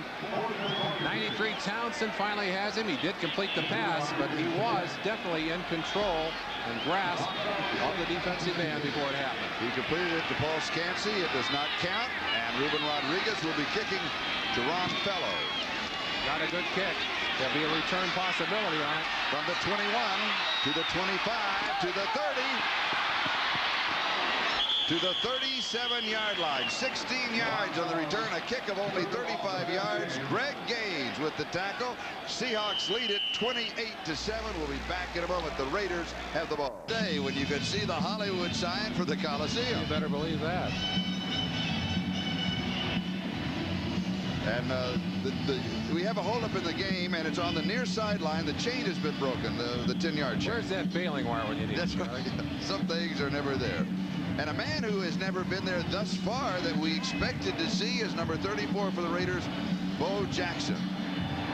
He's gotten back to his, well, he spent a lot of the time sitting on the bench. He's up on the sideline now, Charlie, and I got to wonder why we haven't seen him. I think they've got to give him a chance to play. When they activated him, I really expected that we would see him get at least a little bit of action, get a feeling we're taking a few shots in the game itself. I mentioned earlier that when I talked to him after practice yesterday, I talked, he didn't, he just said no and walked away. You visited with him with a little, but he didn't say a lot, but you relate to that. Well, I admire what he's doing, Charlie, because I think what he's saying is, I want to play, I want to do something before I brag about what I'm going to do. Give me a chance to do it on the field, and then ask me about it. Well received by the other players. Made a diving reception in practice this week. They said, hey, he doesn't have to do that, but he's doing it. Mark Wilson back to throw. The chain has been fixed. The game goes on. Doki Williams to the 46-yard line. So it's going to be second down to cover. There's Tom Catlin.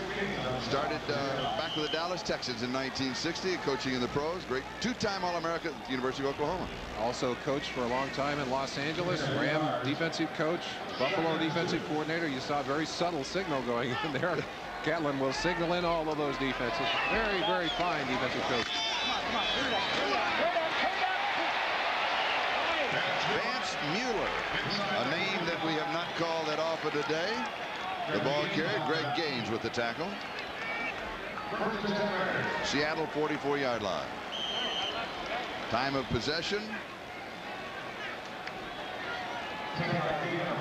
There are 7 drives on the day by the Seahawks, and each of them has averaged about 4.01 in length. So they've been controlling the ball in long spurts. The Raiders, meanwhile, have made a lot of mistakes on the day. Those third down conversions, Charlie.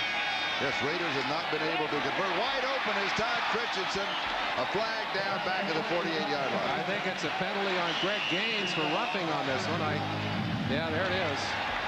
You got to lay off of that quarterback. And, of course, with the big gain, you tack 15 on the other end. On to the end, you bet. You don't want to help a team come back when they're behind. Personal foul, unnecessary roughness, roughing the passer, number 56 defense. On Greg Gaines, and the ball goes to the 14-yard line. Well, Chuck has thrown his hat. Chuck has been known to chew on those officials a little on the sideline. In fact, I think they'd much rather work in front of the Raider bench than in front of Chuck.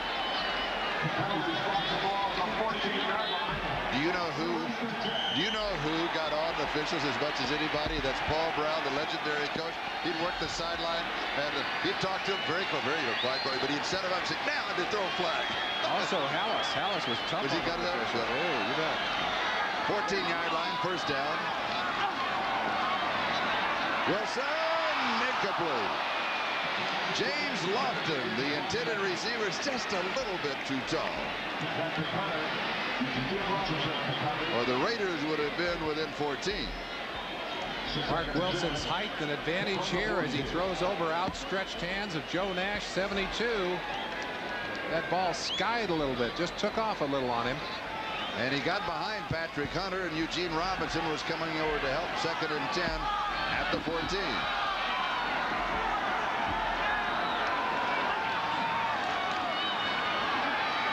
Wilson scrambles right, has all the time, throws in zone, touchdown.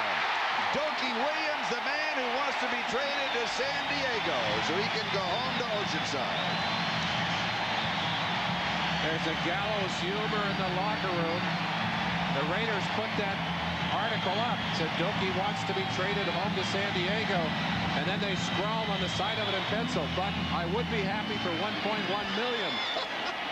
Well, it looks like $1 million to these Raiders here as they get a touchdown. Watch the patience of Mark Wilson. I don't know if Hilger would have stopped. I think Rusty might have run it in this situation. He waits, he waits, he waits, and it pays off with the touchdown. They're getting one of the linemen off. Charlie Hanna, number 73, being helped off the field. They've got a lot of energy. They got 8 offensive linemen on injured reserve. That's not a good sign for these Raiders. Extra point is blocked. The extra point is blocked. So rather than being within 14, they are within 15 points. And Barr comes up limping. I think he caught the helmet right on that kicking leg. Now that's his left leg that he's laying off on. You see the sock is down. It looked like Joe Nash, number 72, driving in from the inside. Yes, it is 72, and I think he hits right into that plant leg of Chris Barr. Watch him right here as he gets that plant leg down. Came in from behind. It looked like he may be all right. So Joe Nash with a key play. Now they're asking Barr, I'm sure, can you kick this off? Do you want to kick this ball off? He's got to go out there right now and kick it off. You see him flexing that leg? Terry Robisky there along with Tom Flores bouncing around on that leg. And for Joe Nash, hey, that's just business as usual. That is the 5th time that he has blocked a kick. Some people just have a knack for sliding in there and getting their hands or their body in front of those kicks. Did you have that knack? Well, no, Charlie, I wasn't great at that. I blocked a few, but I wasn't a great one. I was the guy that made room for the guy that blocked it. I was better at jerking people out of there and opening the holes for somebody. Well, somebody has to serve up the dinner for somebody else to eat, you know. Yeah. And Chris Barr is going to kick off. You may see him squib this one, Charlie. Yes. I think it might be a good choice for him. Rather than trying to hammer it, he might hurt himself. A lot of time left. 12:48.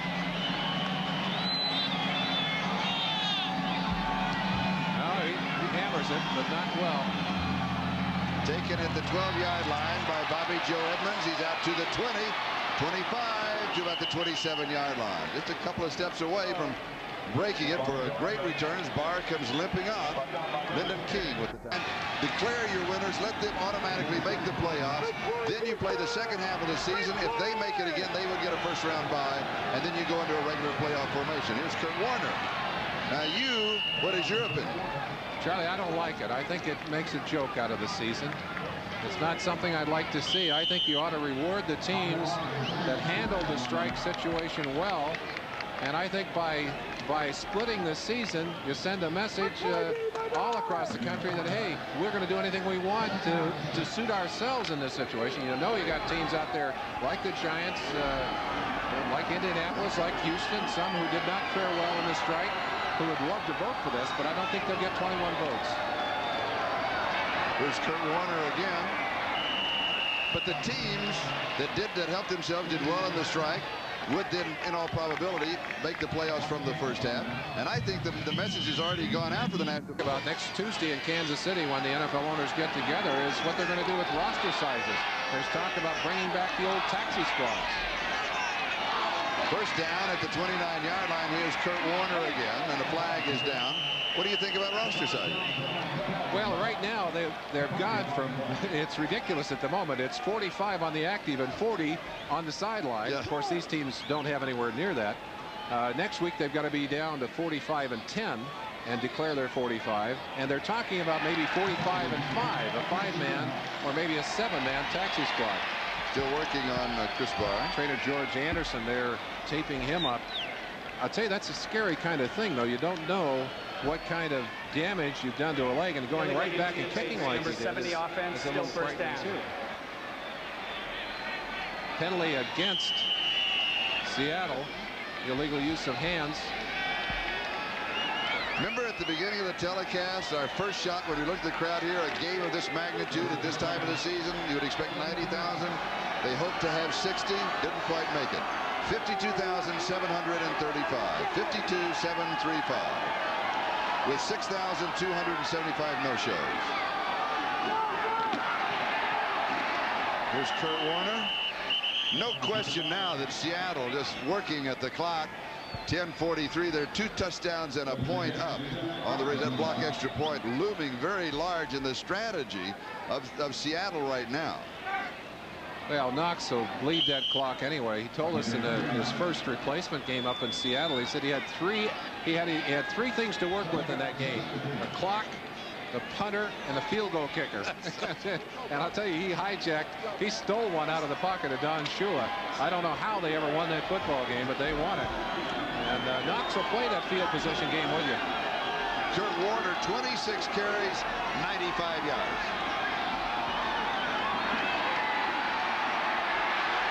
Howie Long chasing a pass, and John L. never had possession. John L. Williams bobbled it and just couldn't pull it in, and just chased it in futility. Good pressure, Howie Long again.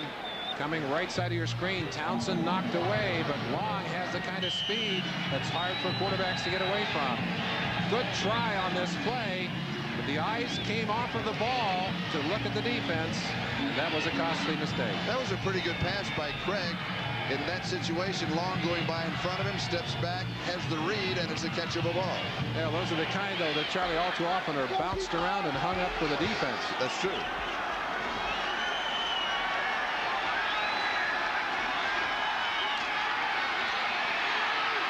There's a sidearm throw to Darrell Turner. Turner reverses. 41-yard line. He'll still come up 7 or 8, maybe 9 short of the first down. The bearded quarterback, Dade Craig, says hello to Sean Jones. Heads for the sideline as Ruben Rodriguez will come in to kick. Raiders need to make something happen here. Got to wonder maybe if they won't pull off and send somebody trying to block this kick. They got Townsend in earlier in this game. Very close to being able to block one then. Rodriguez has only had to kick it 3 times today. Let's see if they do come after it. Ron Fellows on Saturday's practice wearing his glasses. During the game, of course, wears contact lenses, and he needs them. He's very nearsighted. Oh, hangs this one up. Good hang time on this kick. Fair catch taken at the 14-yard line. 4.7 seconds. The hang time on a 45-yard kick. We've got a timeout. Seattle has the lead. We'll be back. One big change, and that concerns the dues checkoff. Well, the owners have said that they'll operate under the collective bargaining agreement, except for one thing. They will not honor the dues checkup, which means that the players would check off. They would automatically send a portion of their salary to the NFLPA. That's not going to happen now. It means the NFLPA has to collect from every player. A lot of these players are not going to be willing to send that check. And that is the NFL Player Association. We'll talk more about that after this play. Mark Wilson back to throw. The pass is complete to Lofton. He heads for the sideline. So with 8:52 left in the ball game, both ball clubs using the clock. Berman? James Lofton, by the way, is a member of the NFLPA executive board, and I asked him, I said, is there any way to make the players pay those dues? He said no. That's the NFL Players Association. NFL Players That's Association, and there are no teeth anywhere for them to go after the players and make them pay it. They still share all the benefits. It's an awful situation. I think it may be a disastrous one for the Players Association. Mark Wilson to throw. And it's incomplete. Todd Christensen, the intended receiver. Greg Gaines was there for the. Christensen thought that the defender got there a little too soon. A few folks here in the crowd who agree with Todd. Greg Gaines man-to-man. That's legal to that point. That's legal to that point. Well, the question is, did he wrap around? He went up underneath. He was pretty smooth about it, I'll tell you that. Does not come in the venue of the instant replay official, so play discontinued. That's not one to worry about. No. Charlie, just as a final tack to that, the players are so badly beaten up in this strike that I can't help but wonder if maybe the owners didn't take it a step too far. They may have actually destroyed the union. But they can't afford to destroy the union. They have to have a players' union. Here's Wilson, and he is in the grasp and control. Jeff Bryant with his second sack of the ball game. And the 4th for Seattle. What you say is absolutely true, because without a collective bargaining agreement, the draft is illegal. That's right. The free agency system is illegal. As you watch Jeff Bryant again working on the rookie right side of that line. Wilkerson, the guard, trying to look after Bryant, has not had much luck today. And Charlie, the other thing I think that will not be forgotten by these players. When they decided they would come back and the owner said you can't play even though you want to come back, for me that's like kicking a guy in the head when he's down. These players will never forget it. Wilson scrambles right. Good scrambling ability that he shows there, and he's not known for it. And Allen, the intended receiver. Kerry Justin, number 26. A good job of getting his hands up to tip that football a little bit. Wilson is on Marcus Allen all the way. We'll go back to him here as he gets to the outside. Marcus is broken out of his pattern now, coming back inside.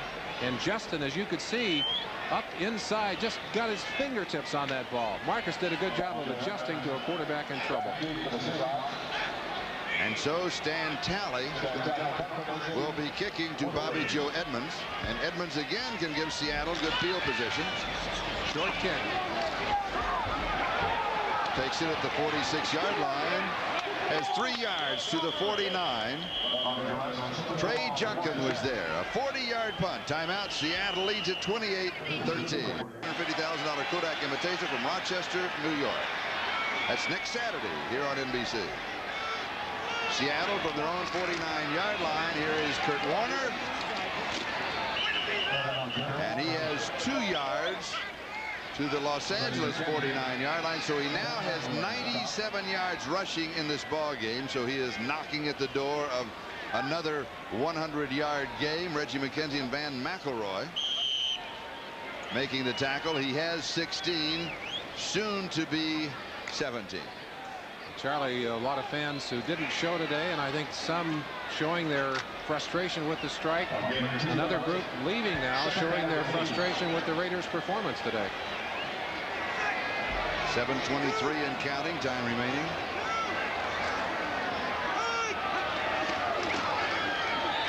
And There it is. There it is. And another first down, I think, and Warner mad that he didn't get away with a long touchdown. Again, using that wonderful cutback ability. 28 carries, 104 yards. Looks like they're going to measure this one. Let's look at the cutback. Aiming for the left off tackle, the left side of the line. Watch how far back he goes. That's a great move. Literally goes all the way back beyond the center, back to almost the other tackle where they lined up initially. And that's why you can't over pursue on him. He makes it very tough on you. You got to pursue along the line and not leave any gaps. If you leave him, he'll find them. The tackle by Eddie Anderson. 3rd down and 1, going for another 3rd down conversion. And he has it, almost breaks it to the 35-yard line. Ooh, just a step away from 6 more points. Charlie, as bad a taste as has been left by the strike, there were a few lighter moments. Did you read about what Ditka did back in Chicago? I love that. Yes. Mike had a vote, and he said, should we keep some of these replacement players? They voted 44-1 not to keep any of the players. And he said, we're going to keep 16 anyway. He said, I thought we were going to be realistic.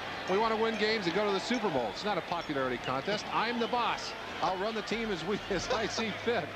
Well, why vote, Mike? Right. Why vote? Well, he thought maybe they would go along with him. Yeah, they didn't.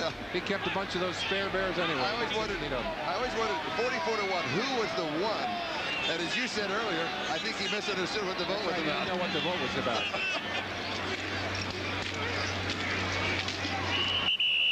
Randall Morris is now in the ball game, and he carries. The other guy I loved was Buddy Ryan. Didn't Buddy offer to trade his team sight unseen for any other team in the NFL? Yes. And no takers. And no takers. Well, I tell you, Chuck would have gone for it his first week, I think, with his team. He didn't have much to work with.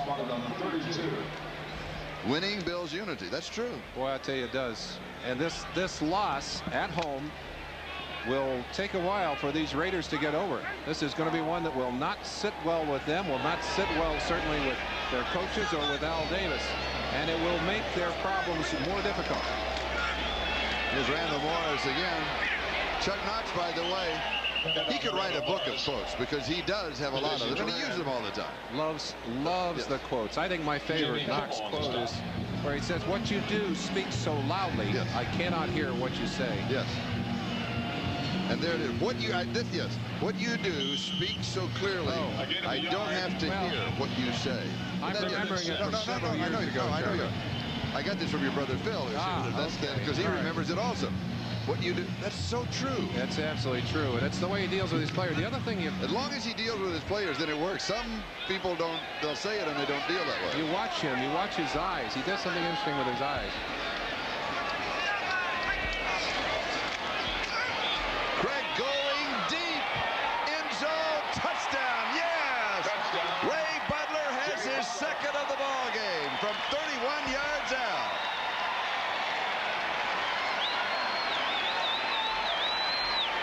He got behind Lionel Washington.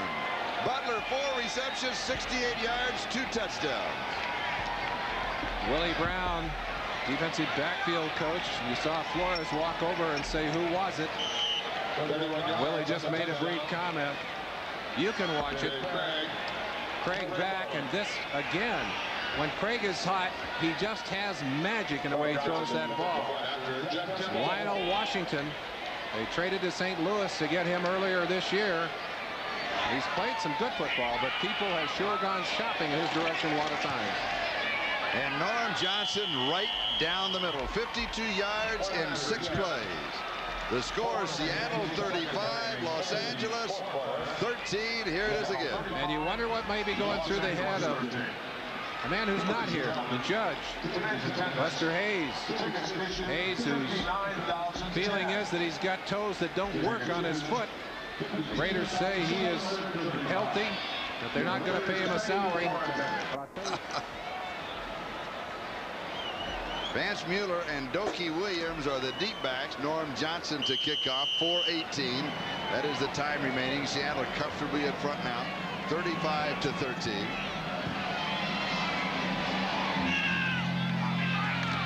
Mueller from the goal line, out to the 10, and he'll return to the 14-yard line. And Tony Burse was there to stop him at the 14, where it will be a first down. Right now in the west of the AFC, San Diego in front of their ball game, so they would be 5-1. Denver and Minnesota play tomorrow night. Seattle would be 4-2. The Raiders 3-3, and Kansas City 1-5. Of course, there are an awful lot of folks around the country who predicted that these Seattle Seahawks were going to be a participant in the Super Bowl festivities this year.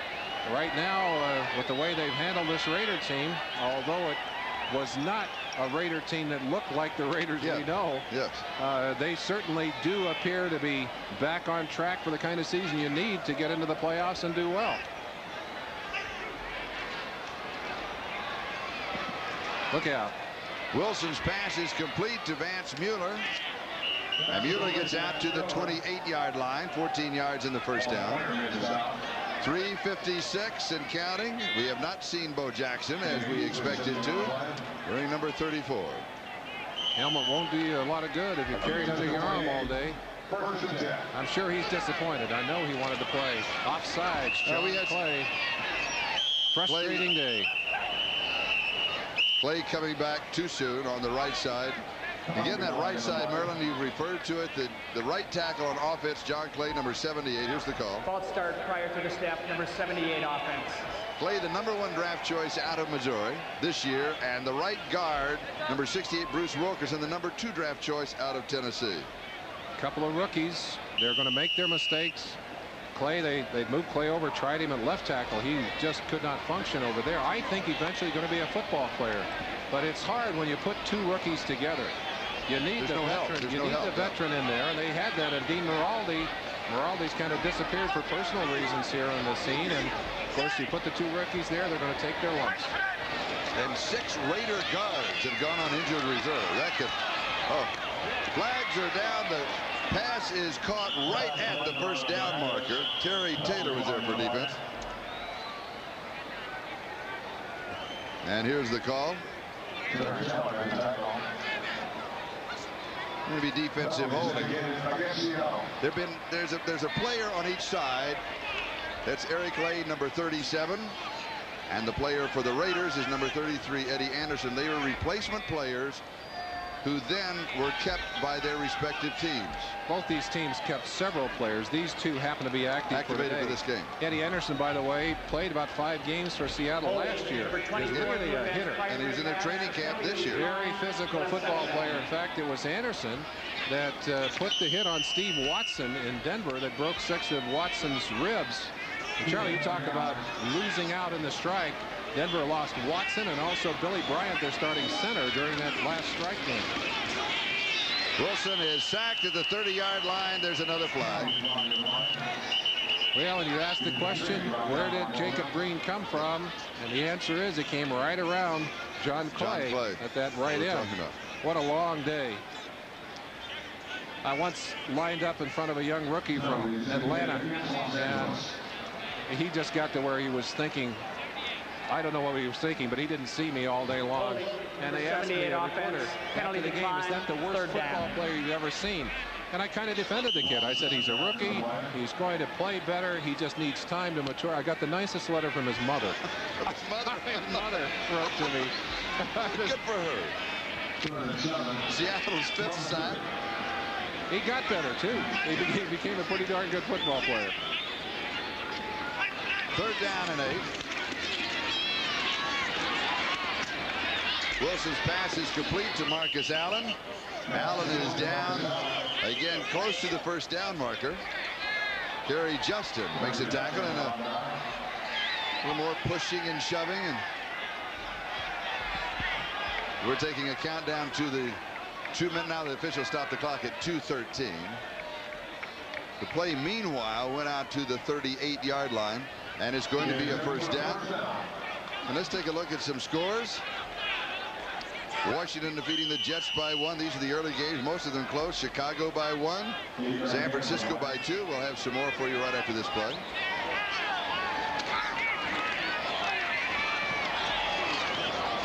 That's interceptable. Oh, no. Should have been. Should have been. Eugene Robinson was diving for it. Melvin Jenkins was coming over behind it. That's the other thing that happens. Should have been intercepted by 2 players and ended up not intercepted by either. We promised you scores. We're going to give you a commercial.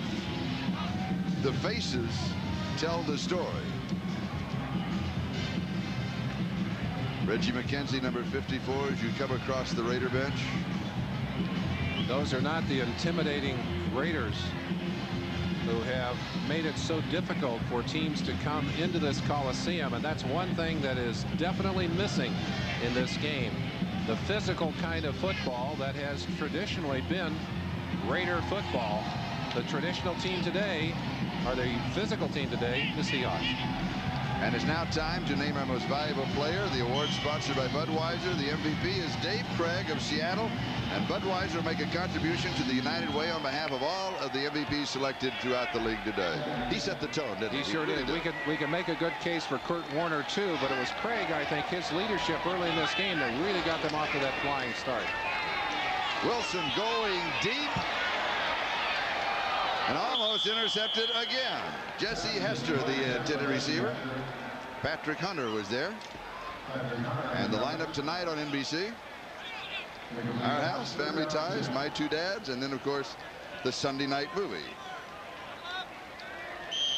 Pamela Sue Martin, Tim Matheson, Woody Harrelson, and Susan Rutan. Lee Coven, a little Hollywood, or a little Halloween Hollywood celebration. That's right. Halloween is. Last night we changed the clocks, and next week it's Halloween. I don't know if there's a relationship there or not. Did you like the extra hour sleep? I loved it. I tell you, I loved it. I did too, brother. I turned the clock back at 9 o'clock. I said, hot dogs, it's only 8 o'clock. Fernandez, the intended receiver. Now, we promised you the rest of those scores. Pittsburgh by 3 over Cincinnati. Philadelphia 37-20. Indianapolis 30-16 over New England. These are the early games. Buffalo in overtime over Miami. 37-33 Houston, and they may have a new running back soon. Green Bay by 1, 34-33. Fourth quarter, San Diego is still in front, and the Giants, fourth quarter, they have their first victory well in hand. They now, by the way, they now lead 30-7. That score just handed me. Mark Wilson. Christensen is decked at the 46. Boy, he takes it. He is so strong. He takes a hit like that and comes right back up. 15 yards on the play. He's going to be sore tomorrow, Charlie. Oh, yeah. He has taken some real pops, and these players haven't been hit in a couple of weeks. There's a lot of them going to be sore tomorrow. Incomplete to Fernandez. The neck is always sore after the first football game. Is that right? Well, the whole body. Yeah. Your body just conditions to the pounding you take, and really, when you haven't played in a couple of weeks, it doesn't matter whether you've been injured or just sitting or coming back into camp. Your body really does get sore, and then you kind of swing into a tempo, and you take those shots in practice, and you're in the pads, and you play in a game. After a while, it just doesn't hurt that much anymore. Maybe you're numb. Interesting matchups next week on NBC. We'll come back to those in just a moment. Wilson intercepted. Kenny Easley, bad shoulder and all, has his second interception of the ball game. Well, and that's the kind of throw that led Mark Wilson to the bench originally. He came in with a flourish here in the second half. A couple of really good passes, good choices early on. But this one sails over the head of Todd Christensen. 3 Seattle defenders there. And I got to tell you, what are you going to do? I mean, you're that far behind. Seattle knows you're going to throw the deep pass. And they're all waiting back there saying, hey, if that ball's in the air, it's as good as mine. Mark Wilson, 12 of 23, 155 yards, 2 touchdowns, 2 interceptions, all in the second half. And Randall Morris gets the call. Charlie, I'll go back to something. Let me let you do these first, and then we'll talk about it. Let's look at these matchups next week.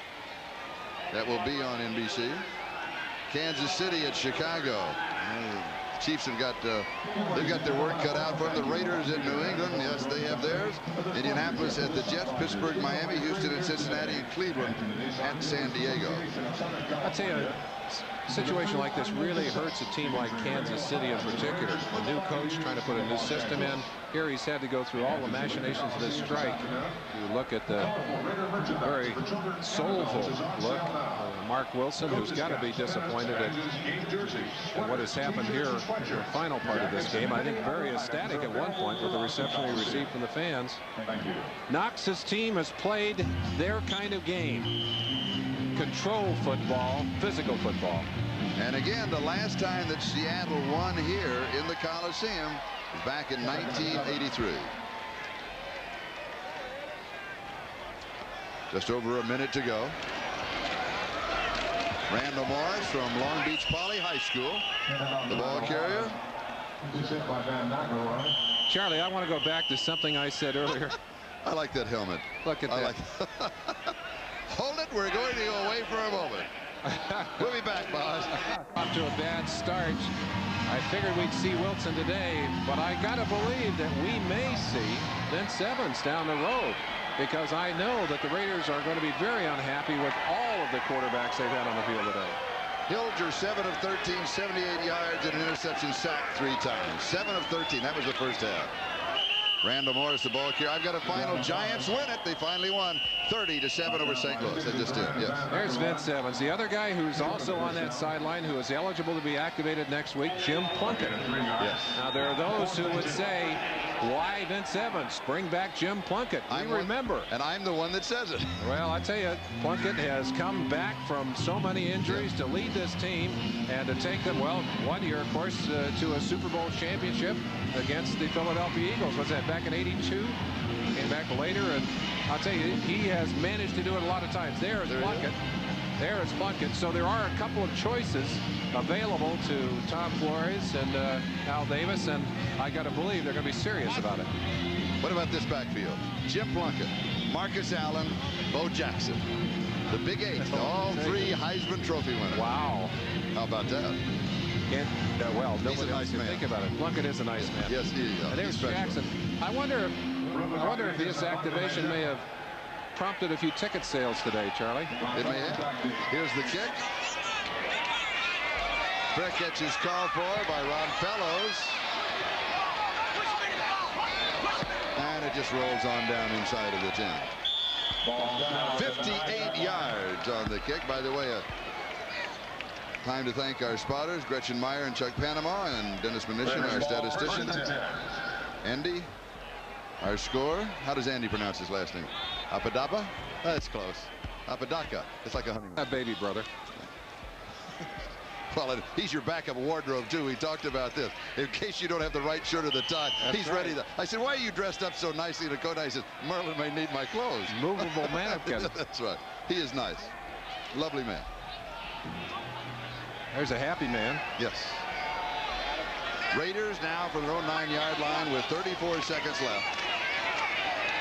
Wilson throws far side, and it is incomplete to James Lofton. Charlie, we spent some time talking about Bo Jackson. You know, there are a lot of folks back in Kansas City very interested in what his decision is going to be. You know, will he stay here and play football? Will he return? Did not play a lot of baseball in the second half of the season. And they're chanting for Bo on the stands. Yeah, that's right. They can hear us talking. We're talking about him too, folks. That's right. There he is. He wants to play too. I'll tell you, it's got to be hard for him to sit.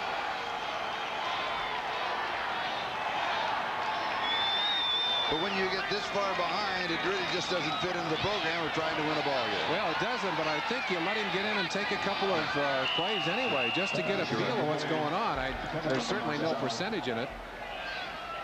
And also a footnote to today's ball game. Ray Butler for the Seattle Seahawks, number 83, with 2 touchdown receptions in the ball game today. This is the second time in his 8-year career that he has had 2 touchdown receptions, and the other one was last year against New England. Yeah, you there see he is. him accepting some congratulations, and well-deserved. 2 very beautiful bombs down the sideline. We're used to seeing Darrell Turner at the end of those passes. Now there are 2 guys that are going to scare you to death. Turner with 1 reception today. 14 seconds remaining. Well, the one thing you can say, if you're on the Raiders side of the field, is we will play better next week. I think that is a fact. We pointed out. Go ahead. I promise you that this man, Tom Flores, in the middle there, and you won't see the pain and concern on his face. That's internalized, but it's there. We pointed out the Raiders at New England. That game, of course, on NBC. Seattle home to host Minnesota. That game will be on CBS. That's the reason that it didn't come up on our panel. So Seattle hosting Minnesota in the Kingdom. Todd Christensen. He has been part of the only bright lights that the Raiders have had today. As time has run out here. Christensen, 8 receptions, 124 yards. Seattle wins it 35-13. We'll be back in just a moment.